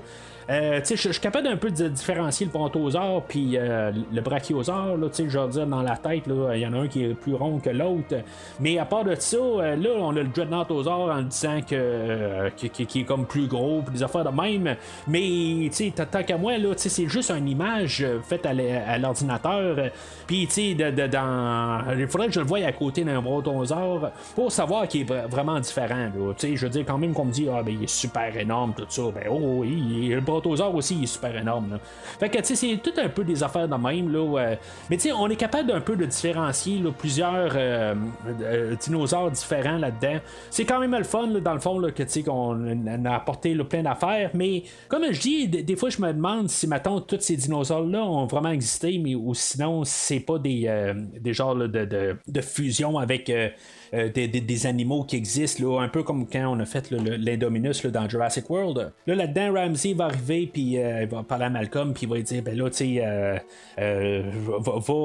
sais, si tu peux prendre une Jeep, puis aller secourir, là, les trois autres personnages, là, sont dans les mines, puis là, sont en danger. Fait que là, tu sais, eux autres, ils vont s'unir ensemble, puis, tu sais, il faut remarquer que Malcolm, là, tu sais, on est rendu à peu près, là, à 1h20, 1h30 du film, puis, tu sais, on l'a à peine vu, puis là, ben, c'est là, il rentre dans le film, là, les deux pieds dedans. Puis, tu sais, dans le fond, ils vont rejoindre nos personnages là, de Jurassic World. Puis, on va être rendu là, avec une super équipe. Là, dans le fond, tous nos personnages vont venir ensemble, vont se regrouper pour la finale totale. Puis, tu sais, ça va être le fun un peu là, de les voir un peu interagir ensemble. Mais, tu sais, j'ai comme l'impression que, je sais pas si c'est une question nostalgique, tu sais, dans le fond, je vais plus regarder là, les personnages originaux.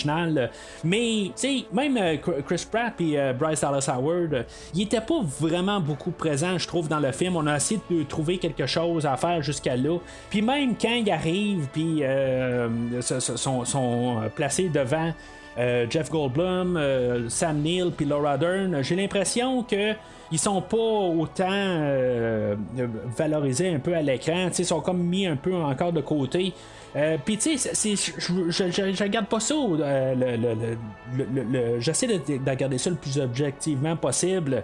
Puis j'ai vraiment l'impression qu'ils prennent vraiment quand même Chris Pratt surtout. Je trouve que tu sais, il existe plus pas mal là, pour la dernière section du film. Tout est pas mal donné là. Il va en donner plus aussi à Claire qui va faire équipe avec Ellie Sattler. On va avoir aussi Sam Neill qui va faire équipe quand même avec Chris Pratt dans le fond pour essayer là, d'aller retrouver Beta avec Maisie, mais c'est comme j'ai l'impression que c'est quand même plus centré sur Alan Grant. Il faut le dire quand même que Alan Grant est comme le personnage principal du premier film aussi, fait que c'est comme un peu là, le personnage de Jurassic Park, même si dans le premier film peut-être que Ian Malcolm a éclipsé Alan Grant, ça reste quand même que c'est notre personnage principal là, du premier film, fait que c'est peut-être que c'est pour ça un peu là, qu'on a essayé de placer comme en guillemets de la royauté là. Puis peut-être que je suis content là, plus de voir Alan Grant que voir Owens revenir. J'ai pas vraiment parlé là, de Chris Pratt qui revenait, puis je vais pas plus parler ben là, de Sam Neill. Honnêtement, Chris Pratt il a de l'air à faire un petit peu pas mal être sur le robot un peu. C'est comme s'il y a le contrat là, de 3 films, puis là on est au dernier film, puis on est un petit peu tanné un peu. Peut-être aussi le filmage au travers de la COVID, ça l'a peut-être pas aidé là aussi. Il y a peut-être un peu toutes des affaires de même là, que ça toutes les complications, tout ça, ça met un petit peu plus de froid peut-être. Mais c'est ça, je trouve à quelque part il n'y a pas de l'air d'être ben dedans. On lui demande de faire un peu les mêmes affaires qu'il a fait. Je pense que son cœur était beaucoup dans le premier film, là, dans Jurassic World, mais comme la dernière fois puis la fois là, d'aujourd'hui, là, je pense qu'aujourd'hui surtout il n'y a plus de l'air d'être dedans, il n'y a plus de l'air à avoir ben de fun. Je l'ai vu là, dans un film il y a quelques semaines là, c'est un film qui ça fait peut-être 1 an ou 2 qui est sorti là, sur Amazon Prime là, Tomorrow War, quelque chose de même là, The War of Tomorrow ou quelque chose de même là. Puis en même temps là, je me suis dit, je sais pas si je l'aime vraiment comme acteur à part là, peut-être là, dans le premier film là, de Jurassic World, où justement je pense que il a perdu un petit peu là, c'est comme son charisme ou quelque chose de même là, dans les dernières années. Je sais pas si c'est juste moi quelque part là. Je trouve que quand il a commencé, je pense qu'il y avait un feu dans lui. Mais tu sais, dans peut-être les 2-3 dernières années, là, même là, dans les derniers films là, de Avengers, là, Endgame, puis Infinity War, là, je les mélange un peu, là, qu'est-ce qui se passe là, dans les deux ensemble.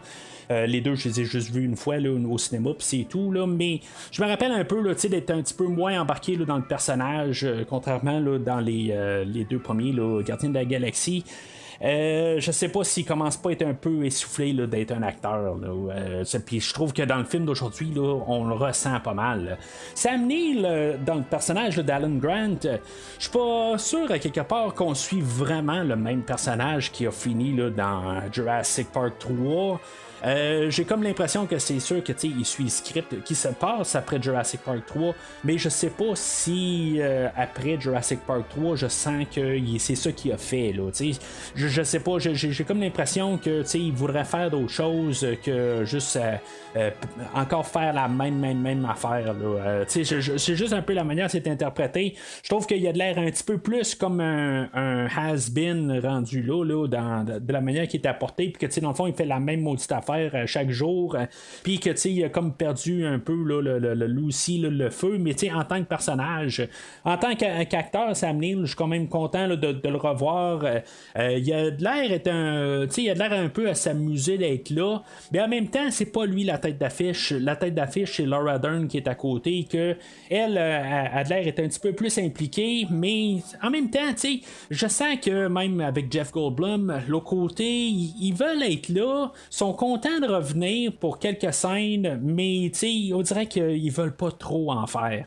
C'est ça que je ressens à quelque part. Il y a des bouts où ils ont de l'air être un peu dedans, mais ça s'essouffle à quelque part là, c'est là un peu quand même que le film là, rendu à peu près à 30 minutes de la fin, il va prendre un peu de galop parce que on sent que les acteurs sont contents de travailler ensemble, mais il y a tellement de personnes à l'écran qu'en bout de ligne, tout le monde a un genre de petit 30 secondes. Peut-être que c'est focusé un peu trop partout. C'est peut-être pour ça aussi mon impression est que Chris Pratt est perdu dans le lot au complet. Mais c'est ça, je trouve qu'il y a trop de personnes à l'écran, puis ils font tout, ils sont en groupe, puis ils vont se battre, là, ils vont essayer de se défendre plutôt contre un Carnosaur. C'est un genre de gros genre de tyrannosaure là, qui va les attaquer. Puis c'est ça, c'est comme ils vont tous réussir à se défendre à la gang puis réussir à le repousser, mais c'est ça, je trouve que quelque part il y a trop de personnes à l'écran. Peut-être qu'on aurait dû avoir un personnage qui meurt juste pour un peu dramatiser la chose. Je comprends que je veux pas sortir d'un film de Jurassic Park en train de pleurer puis dire que Ian Malcolm est mort ou quelque chose de même, mais peut-être que ça me ferait mon affaire aussi. Je veux pas être méchant envers Ian Malcolm, mais je trouve que juste il était excellent dans le premier film, mais le deuxième film l'a tué carrément là, pour moi, là, quelque part. Là, c'est comme là, à chaque fois qu'il lance une ligne, ça me tombe sur les nerfs. Je suis comme tellement brûlé de ce qui s'est passé là, dans Le Monde Perdu. C'est comme que je trouve qu'il devient comme une genre là, de cliché de lui-même. C'est comme il a fait la même affaire. C'est comme il est carrément en boucle. Il faut comme tout le temps qu'il parle cynique, tout le temps. C'est comme quelque part, là, il doit bien avoir d'autres manières qu'il parle. Là, il peut pas parler un petit peu plus un peu plus normal. C'est comme tout le temps une genre de pointe ou quelque chose de même, tout le temps quelque chose d'ironique, tout le temps, ça finit pas, là, il est toujours écrit de même, puis ça vient tannant.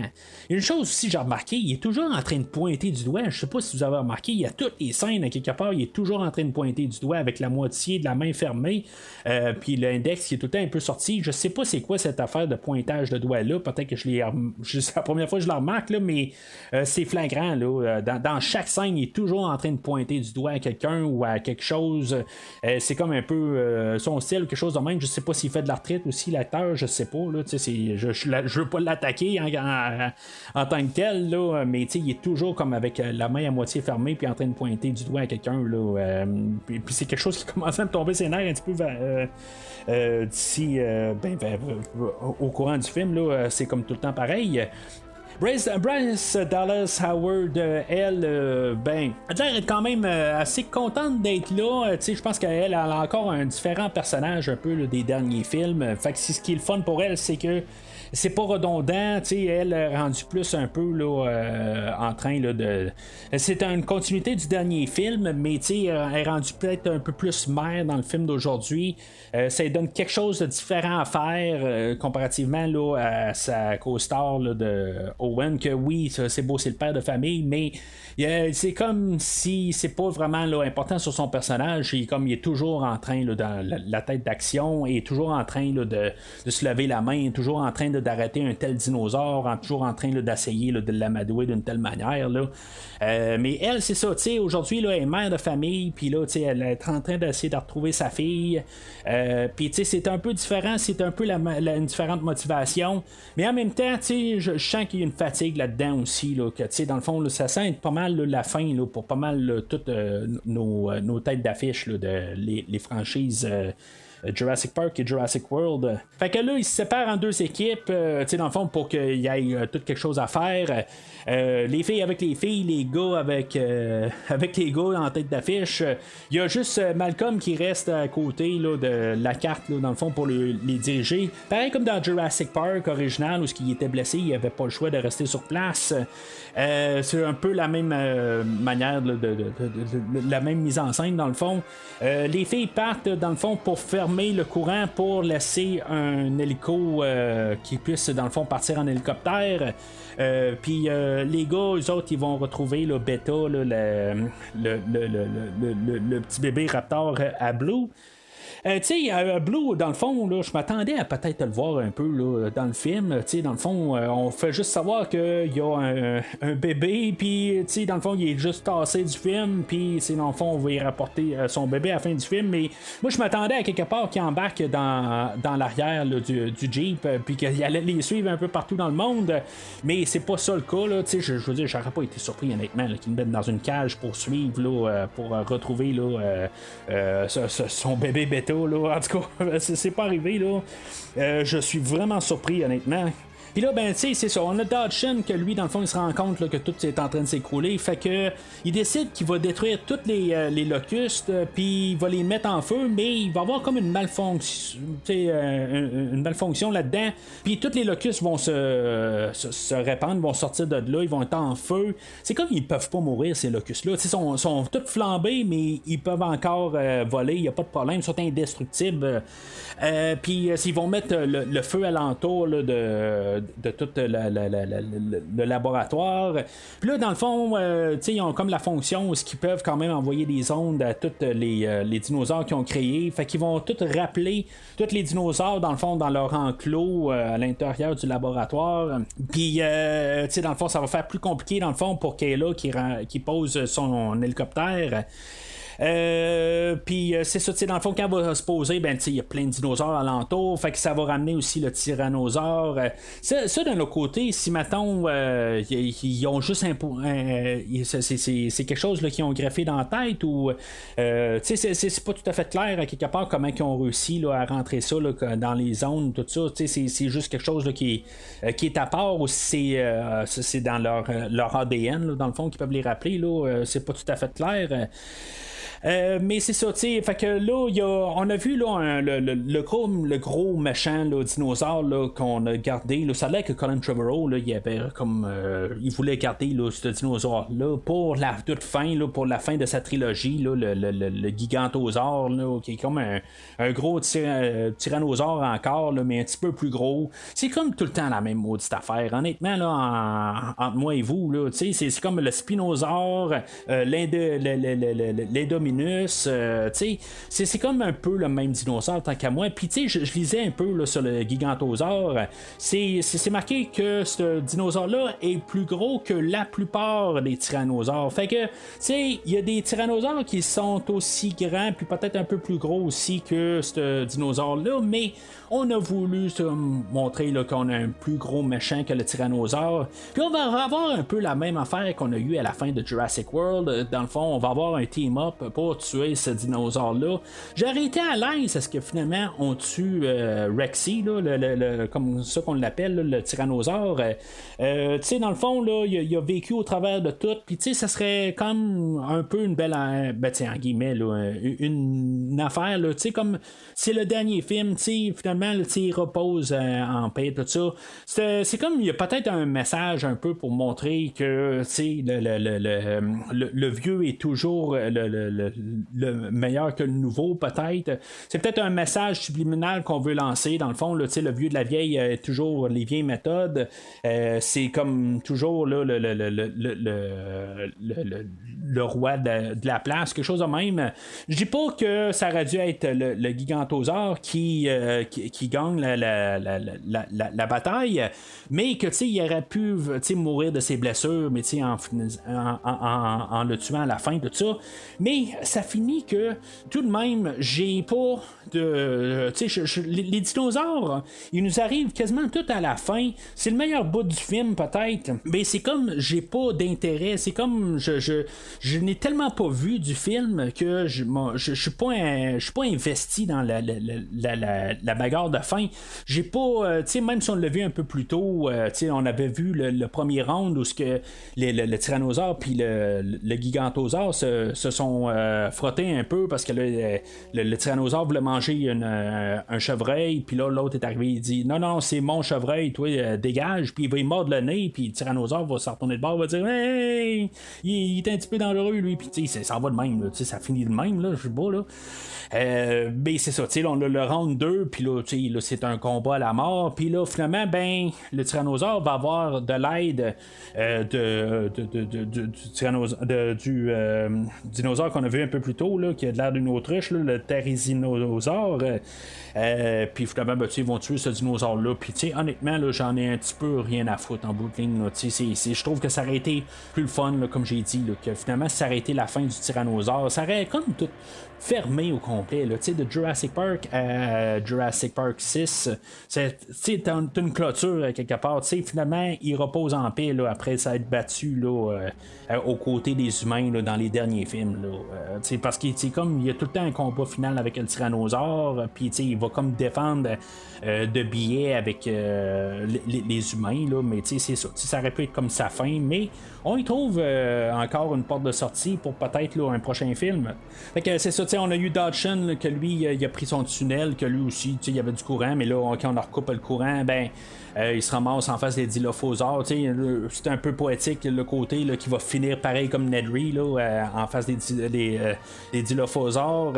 Je sais pas, je me suis dit, bon, ben, je trouve ça un peu cliché là, de l'autre côté, là, de le faire mourir pareil. Je pensais un peu peut-être qu'il aurait pu faire comme dans le deuxième livre. Ça aurait été, je pense, un très beau clin d'œil quelque part qui meurt pareil par le tyrannosaure. La manière que ça avait été fait là, dans le livre, mais c'est comme dans Le Monde Perdu, ça c'est un peu ça que ça a déjà été fait. Puis en même temps, ben, il n'y a pas eu vraiment là, de lien avec le tyrannosaure, fait que il n'y aurait pas eu de raison là, pour que ça arrive de même. Puis dans le dernier film, ben, qu'il était un peu un genre de remake là, du Monde Perdu. On l'avait vu là, avec le personnage là, pas Lockwood, là, mais la nouvelle tête là, qui allait le remplacer. Là, je me rappelle pas de son nom, là, mais que lui, dans le fond, il se faisait ramasser par le tyrannosaure. Fait que ça aurait pu être redondant, ça je peux le comprendre. Puis de revenir un peu à la mort de Nedry pour finir le personnage de Dodson aussi, je pense que c'était un côté là, un peu le fun, un peu là, de revoir ça de même. Là. Fait que tous nos personnages réussissent à partir de là. Il y a sa rédemption quelque part parce que là, il a réussi à faire un locust qui va tuer tous les autres locustes, puis il va tout neutraliser là, dans le fond leur danger, tout ça. Il va vivre bien heureux, ça a l'air avec tout ça. On a comme le gros montage héroïque là, pour ce personnage-là. Là. J'en ai parlé tantôt. Là, je trouve ça un petit peu ridicule à quelque part. Il devrait être enfermé, puis je veux dire, plus à sortir. C'est vraiment trop dévastateur qu'est-ce qu'il a fait là, dans toute sa vie, puis juste tout d'un coup, il répare un de ses problèmes, mais tant mieux, c'est bien gentil, on va t'enlever 20 ans de ta peine de 100 ans. Là. C'est comme ça que je vois ça. Là. Mais ce film-là veut pas dire ça. Là. Il veut dire là, que la science a réussi à trouver quelque chose de parfait là, pour régler un problème. Là. Mais c'est ça, c'est le paradoxe là-dedans. Là. Ils ont carrément oublié ça. Finalement, c'est ça, on a Grant que c'est comme un petit peu trop finir en 2 minutes quelque part. C'est ça qu'on voulait peut-être aussi, qu'on trouvait ça plate un peu dans Jurassic Park 3, que ces deux personnages-là ils finissaient pas ensemble, le personnage d'Alice Sattler et de Alan Grant, mais c'est ça, ils se retrouvent là quasiment 20 ans plus tard, puis que finalement, ben, elle est toute seule, puis lui aussi, puis à quelque part, ben, il va décider de la suivre. Mais c'est comme ça se décide de même, là, quelque part, il va décider de la suivre, là, elle va apporter les preuves à Washington, ou je sais pas trop où, puis pour pouvoir faire descendre Biosyn, mais la tête est plus là, quelque part. Je sais pas quelle cause qu'elle va apporter, là, rendu là. Dodson, il est mort. Fait que, Biosyn ne tient plus à grand-chose. Au pire, pour nuire à Ramsey, que lui, il va peut-être prendre les rênes là, pour Biosyn, que lui, dans le fond, il était quand même avec des bonnes motivations pour les avoir aidés, justement, à avoir détruit toute la conspiration que Dodson est en train de faire. Là. Fait que, c'est comme ça sert plus à grand chose à partir de là. Mais c'est quand même le fun de les savoir là, qu'ils vont terminer ensemble. Là, en tout cas, pour peut-être les 2 prochaines semaines, ils vont être ensemble. c'est ça qu'on peut dire. Là. Ça veut pas dire qu'ils vont mourir main dans la main.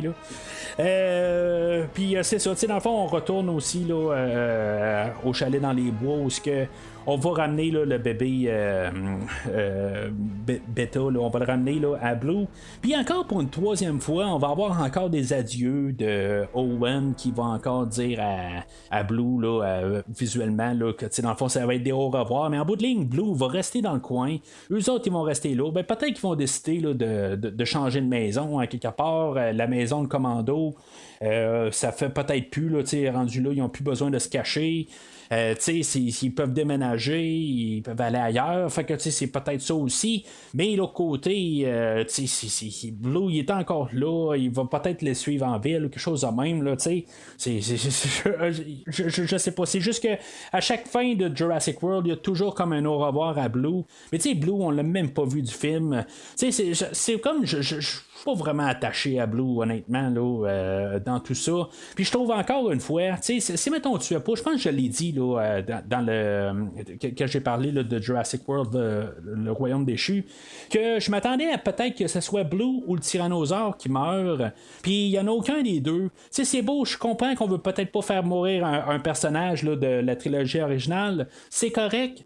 Qu'ils veulent pas faire mourir Owen puis Claire ou Maisie ou n'importe qui là. Ok, ça c'est beau, je peux comprendre quelque part, je trouve que ça serait un peu nous cracher au visage, mais l'autre côté, c'est avoir un personnage comme Blue ou le tyrannosaure, je pense que ça aurait été une affaire qui aurait été un peu émotionnelle, mais qui aurait pu un peu montrer un peu là, que on fait une fin, on termine les choses.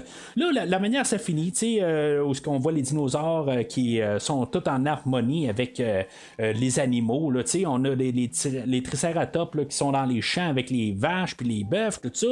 On a les autres là, qui sont dans l'eau avec les baleines, tout ça. Là, c'est la grosse harmonie. Là, comme le baleineosaure, là, que je ne replace pas son nom, lui, ça ne tente pas de manger les baleines. Non, lui, il va nager tranquillement avec. Mais au début, là, c'était toute la grosse sauvagerie. Il y a une cage à poissons.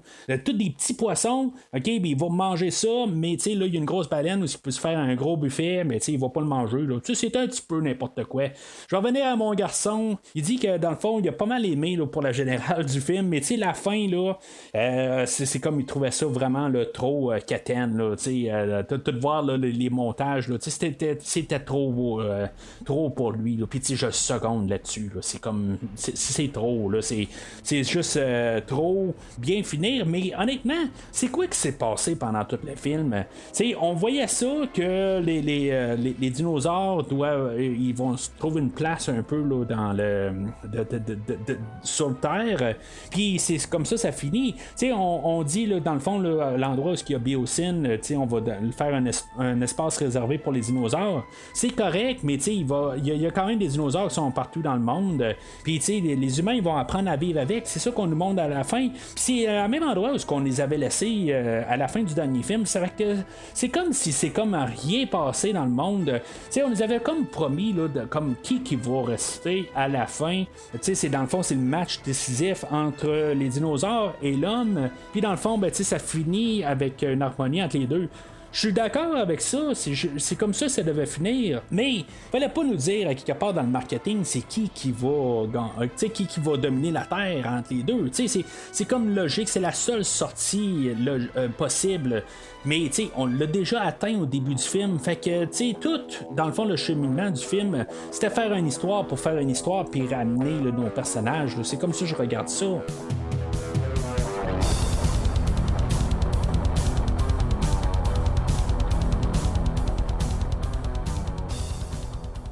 Alors, en conclusion, là, tu sais, j'ai dit, j'ai écouté le film 3 fois. Puis ça risque d'être les 3 seules fois que je vais l'écouter là, pour un méchant bon bout. Honnêtement, là. C'est comme ce film-là, à quelque part, là, il est tellement long à se rendre là, à quelque chose là, qui devient intéressant. Je veux écouter un film de dinosaures, mais il n'y a pas de dinosaures dans ce film de dinosaures-là. C'est un peu ce que Malcolm disait dans le premier film. Y a-tu des dinosaures dans votre film de dinosaures? C'est pas mal ça, à quelque part. Il y en a pas. Oui, on y voit un peu partout. Il y a des idées intéressantes, comme j'ai mentionné tantôt, là, comme la contrebande de dinosaures, tout ça. Mais à part de ça, là, on est comme tout avec la surcharge là, d'essayer d'embarquer tous les personnages de l'univers Jurassic Park. Puis, c'est comme on a trop dans les bras, puis finalement, tout s'effondre. Il y en a juste trop. Puis c'est comme il y a quelque chose qui était mal calculé là-dedans. Je comprends qu'on veut pas faire la même affaire qu'on a faite la semaine passée avec le Royaume déchu, puis on veut pas faire ce qu'on a fait juste avant avec Jurassic World. Ça, je le comprends que on veut pas faire un parc chaque semaine, puis qu'on veut faire quelque chose de différent. Puis je suis à 100% pour ça. Mais l'autre côté, il faut faire quelque chose qui ressemble un peu à un film de dinosaures à quelque part. Puis je trouve qu'on l'a juste à la fin. Puis c'est comme ok, on veut tout fermer, mais en même temps, on ferme quoi? On ferme sur nos personnages, mais on n'a pas vraiment beaucoup d'évolution. On les a vus. Oui, on a une petite aventure avec eux autres à la fin, puis ils sont tous ensemble. C'est bien le fun, mais à quelque part, on nous a tellement comme rendu, c'est tellement rendu long pour se rendre à ce bout-là que, je veux pas dire que je me suis endormi, mais je trouve un temps long puis c'est pénible rendu là. Il y a un bout que j'ai l'impression d'écouter un autre film carrément. C'est comme un peu, on pitch partout. L'histoire, j'ai vu le film 3 fois, mais ça m'a pris jusqu'à la 3e fois pour vraiment tout bien comprendre, un peu tout ce qui se passe en arrière, pour finalement comprendre que c'est assez simple. Mais qu'en bout de ligne, on met toute l'emphase là, sur les locustes, tout ça. Mais on le sait depuis le début que c'est ça qu'ils vont découvrir. Fait que je me dis, il doit bien avoir quelque chose d'autre en arrière. Ça n'a pas de sens, c'est juste ça. Mais c'est juste ça, à quelque part. On sait depuis le début qu'ils vont découvrir que les locustes, ils viennent de Biosyn. Fait que pourquoi nous emmerder pendant 45 minutes pour essayer de découvrir qu'est-ce qu'ils vont découvrir quand on sait exactement qu'est-ce qu'ils vont découvrir? C'est un film qui est long et pénible. C'est pas le pire de la franchise. Ça, je vais dire, je vais toujours dire là, que c'est le monde perdu, le pire. Puis oui, il y a des dinosaures là-dedans, mais honnêtement, là, je pense que c'est le film le plus long et il est fade. Puis pour la finale, pour qu'est-ce qu'on voulait apporter, moi je m'attendais à quelque chose de plus grandiose. Oui, c'est beau, on voit dans les bandes annonces. J'ai pas vu les bandes annonces, mais j'ai vu des petites séquences là, à start au YouTube, ou n'importe quoi, puis t'as toujours une bande annonce qui t'apparaît en face. Là. Je voyais Chris Pratt en moto, puis en train de se faire courir par des raptors, tout ça. Je m'attendais à plus de choses de même. Mais là, c'est long à démarrer, ça prend une éternité. Puis, d'avoir tout gonflé là, toute l'histoire de Maisie tout le long, c'est correct un peu, ça nous embarque un peu de moralité, mais c'était peut-être pas le bon focus d'histoire. C'est elle qui embraye l'histoire, mais je n'ai pas parlé là, pendant toutes les 2 heures du podcast. L'actrice Isabella Sermon, elle, je trouve qu'elle était correcte dans le dernier film pour qu'est-ce qu'on devait la voir, mais je trouve que quelque part là, elle venait un petit peu gossante un peu. Je trouve que son talent d'actrice là est pas très très élevé. C'est vraiment dommage à quelque part. Je trouve que des fois elle lançait des lignes puis ça graffignait dans mes oreilles. Puis c'est ça, qu'on a vraiment tout focusé sur elle, puis son histoire avec sa mère, en guillemets, là. C'est beau, c'est un beau petit spin sur qu'est-ce qu'on avait montré là, dans le film dernier, là, le Royaume déchu, mais l'autre côté, je suis pas assez investi là-dedans pour vraiment là, que ça m'intéresse à quelque part. C'est comme on essaie de tellement mettre pour tout compléter qu'est-ce qu'on a envoyé là, comme histoire dans toute la franchise, que je m'attendais même pas qu'on aille vraiment là, dans ces terrains-là pour essayer de nous expliquer d'où ce qu'elle vient, tout ça. Je m'attendais à plus encore plus là, d'hybride quelque part, puis qu'on en mette le paquet. C'est la fin, il faut mettre le paquet. Puis on dirait qu'on a tiré la chaîne un peu, on s'est dit, bon, on va lancer des idées là, de qu'est-ce qu'on a eu, là, de montrer là, tout le côté cruel de l'humain. Puis c'est correct, ça j'ai aucun problème avec ça. Mais il fallait avoir quelque chose de plus. Là, il fallait en mettre plus, il fallait mettre le paquet. On veut ramener toute la franchise, on veut leur mettre de dire qu'on ramène les personnages là, depuis le début, puis tout ça, le gros mélange. Mais il faut mettre ça épique. Il faut qu'au pire, qu'on finisse, puis qu'on dise, on a un sentiment là, que ça a complété, puis que c'est la fin de tous nos personnages, de l'histoire, tout ça. Mais j'ai pas l'impression que c'est ça. J'ai l'impression qu'il peut y avoir un Jurassic World 4 ou un Jurassic Park 7 ou une nouvelle franchise qui va commencer, comme j'ai dit tantôt, Jurassic Universe ou quelque chose de même, puis que on va être rendu avec des planètes. Là, j'ai l'impression qu'on nous prépare à ça avec le film d'aujourd'hui, puis que dans le fond il s'est rien passé dans le film d'aujourd'hui, fait que c'est un rouge là, c'est vraiment un rouge quand même assez là, ferme là, il n'y a pas d'orange là-dedans, c'est un film qui est vraiment décevant. Je pense que c'est beaucoup ça qui arrive, c'est la déception en quelque part. Il n'y a personne qui va être là à l'écran, puis moi je veux plus être assis là, en face de ce film là, puis je suis vraiment, la manière qu'on a parti la franchise, puis que même on a redonné un nouveau souffle là, avec Jurassic World à mi-chemin, c'est comme ça a refait une pente descendante.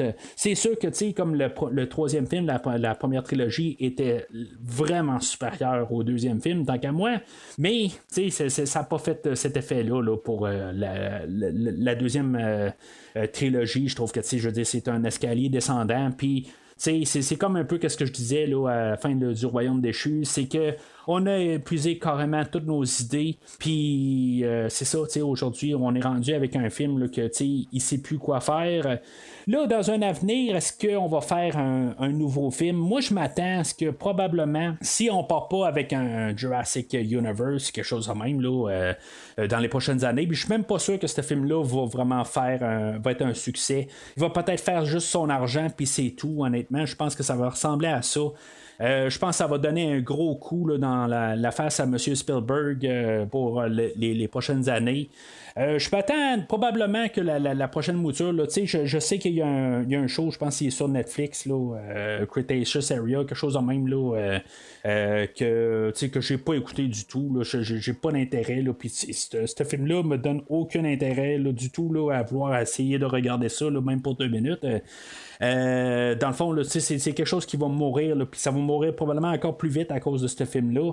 Les critiques sont pas mal là, généralement négatives, puis je seconde ça. J'étais même pas sûr. Normalement, j'aime pas ça regarder là, les critiques là, des gens. Je les ai pas lus, mais j'ai juste vu vite un peu là, des entêtes là, des gens là, sur IMDB, puis comment il est coté sur IMDB. Parce que j'étais pas sûr, je me suis dit, ça n'a pas de maudit bon sens qu'on nous a fait un film de même, puis je trouve qu'il est coté très élevé pour qu'est-ce qu'il vaut là, en tant que tel. Là. C'est pas un film que je voudrais coter là, 3 sur 10, mais il mérite plus bas qu'un 6 là, en tant que tel. Là. C'est comme ça que je vois ça à quelque part. Là, ça n'a pas la note de passage. Là. C'est vraiment là, inférieur à un 6. Là. C'est vraiment là, un film là, qui aurait dû reprendre peut-être un autre 3 ans à terminer, puis sortir quelque chose là, qui vaut la peine. Là, qu'il y a un cœur à quelque part. Mais là, c'est comme j'en ai parlé là, depuis les 2 dernières heures, puis j'espère là, qu'on va éteindre là, cet univers-là. C'est ça qu'on voulait dire comme fin. Peut-être qu'on va faire un genre de Rocky Balboa, quelque part, un petit revival dans 5 ans pour dire, on va refaire la fin, puis on va refaire un film pour terminer tout cet univers-là. Faire un Jurassic Park 7. Je serais pour ça si, mettons, ils ont vraiment une bonne idée. Mais si on peut nous refaire ce qu'on a fait aujourd'hui sans avoir vraiment une bonne inspiration, oubliez ça. Mais honnêtement, je pense que c'est la dernière fois qu'on va avoir Chris Pratt et Bryce Dallas Howard dans ces rôles-là. Je pense qu'ils ne retoucheront pas à cette franchise-là. Puis ça, c'est pareil pour les acteurs originaux aussi. Je pense que c'était leur fin. Je veux dire, on a fait une fin pour eux autres, puis c'est bien correct. La chose que je vois le plus arriver, c'est dans peut-être 15-20 ans, où est-ce qu'on va ressortir un film qui va s'appeler Jurassic Park ou The Jurassic Park, quelque chose de même, là. Puis qu'on va recommencer à zéro, on va vraiment s'inspirer encore du livre de Michael Crichton, puis on va faire un nouveau film qui va recommencer à zéro, on va faire des recastings, probablement qu'on va trouver un genre de caméo, des affaires de même là, avec certains acteurs, ça va peut-être arriver, mais je pense qu'on va vraiment tout mettre à terre, puis on va recommencer à zéro dans 15-20 ans. C'est comme ça que je vois ça arriver. Je pense que là, on vient de vraiment mettre le dernier clou dans le cercueil, puis cette franchise-là est morte. Alors, c'est pas mal tout pour aujourd'hui. Là, dans les prochaines semaines, on va faire des films qu'on va appeler tout seul, mais dans le fond, c'est des petites franchises. La semaine prochaine, on va faire du pouce, on va parler de l'autostoppeur. Film de 1986 qui a eu un remake, puis qui a eu une suite, puis qui a eu un spin-off. On va tout parler de ça la semaine prochaine. L'autre semaine suivante, on va parler là, de Total Recall, un film avec Arnold qui a été refait aussi là, à peu près 20 ans plus tard avec Colin Farrell. Ça s'en vient dans les prochaines semaines. Après ça, je sais pas encore exactement qu'est-ce que je vais faire. Par contre, il y a le 2-3 semaines après ça, on va parler du Seigneur des Anneaux. J'ai la tête là, en train d'écouter là, en livre audio là, le Hobbit de ces jours-ci. En me préparant là, à commencer là, la rétrospective là, tranquillement là, avec le film de 1977, le Hobbit, film animé. Le film du Seigneur des Anneaux, là, je pense que c'est l'année suivante, en 78-79. Puis on a eu un autre film là, du Retour du Roi, un autre film animé en 1980-81. Puis en tout cas, c'est ce que je vais faire pour commencer là, la rétrospective. Puis après ça, on va parler là, de la trilogie de Seigneur des Anneaux de Peter Jackson et de son prequel, dans le fond, trilogie du Hobbit. Fait que, tu sais, dans le fond, ça s'en vient là, pas mal là, au courant de l'été. Là, on va parler là, des Hobbits là, pendant tout l'été. Je pense qu'au milieu de ça, on va avoir le nouveau film du Prédateur aussi, là, qui va comme couper les deux trilogies au centre. Puis on va parler du nouveau film Prey. Du Prédateur, mais c'est comme ça que je vois ça là, dans les prochaines semaines. Il y a juste encore là, quelques petits ajustements que je dois faire là, qui n'est pas encore certaine, mais ça s'en vient pour les prochains mois. Entre-temps, n'hésitez pas à commenter sur le podcast aujourd'hui. Qu'est-ce que vous pensez là, du nouveau film de Jurassic Park? Dans le fond, pour vous, est-ce que vous pensez plus que c'est un film de Jurassic Park? Puisque c'est plus, je pense que c'est Laura Dern qui est plus quasiment là, en train là, de faire avancer l'histoire. Puis, tu sais, avec Sam Neill, c'est sûr que c'est comme deux films qui marchent ensemble. Fait que, tu sais, c'est-tu un Jurassic Park? C'est-tu un Jurassic World? C'est un hybride des deux? Pour embarquer sa thématique là, des Jurassic World. Mais on peut-tu appeler ça un Jurassic Park 6? En tout cas, n'hésitez pas à en parler dans tous les sens. Vous êtes-tu d'accord avec moi? Est-ce que vous pensez que la maison dans les bois, c'est la maison là, de John Matrix dans Commando? Je sais pas, marquez n'importe quoi. N'hésitez pas à lancer votre commentaire de qu'est-ce que vous pensez du film. Puis même, gênez-vous pas à contredire qu'est-ce que je dis. Puis si maintenant il y a quelque chose que j'ai mal interprété, comme les locustes là, puis les graines dans le fond à semer, c'est peut-être quelque chose là, que j'ai vraiment mal compris, puis que peut-être que vous pouvez m'éclaircir là-dessus. Je serais quand même plus intéressé à avoir votre version que de devoir me rasseoir devant le film et essayer de comprendre encore plus. Mais d'ici le prochain épisode, sachez que le podcast trouve toujours son chemin. Now, what John Hammond and InGen did at Jurassic Park is create genetically engineered theme park monsters, nothing more and nothing less. Merci d'avoir écouté cet épisode de Premier Visionnement. J'espère que vous êtes bien amusés. Taking dinosaurs off this island is the worst idea in the long, sad history of bad ideas. Revenez-nous prochainement pour un nouveau podcast sur un nouveau film. Remind me to thank John for a lovely weekend. N'hésitez pas à commenter l'épisode d'aujourd'hui sur Facebook et Twitter et en même temps, joignez-vous au groupe de discussion sur Facebook. In your particular field, you're the top minds. Vous voulez voir le catalogue complet du podcast? Le podcast a un site officiel. Rendez-vous sur premiervisionnement.com. You last 2 minutes in there. Less in those ridiculous shoes. Vous voulez suivre Premier Visionnement par l'intermédiaire d'une application? Premier Visionnement est disponible sur toutes les plateformes de balado-diffusion, donc Spotify, Podbean et Google Podcast. If I don't make it back, remember, you're the one who made me come. En espérant vous avoir donné du bon temps, rendez-vous au prochain podcast. See, here I am now by myself, talking to myself. That's chaos theory.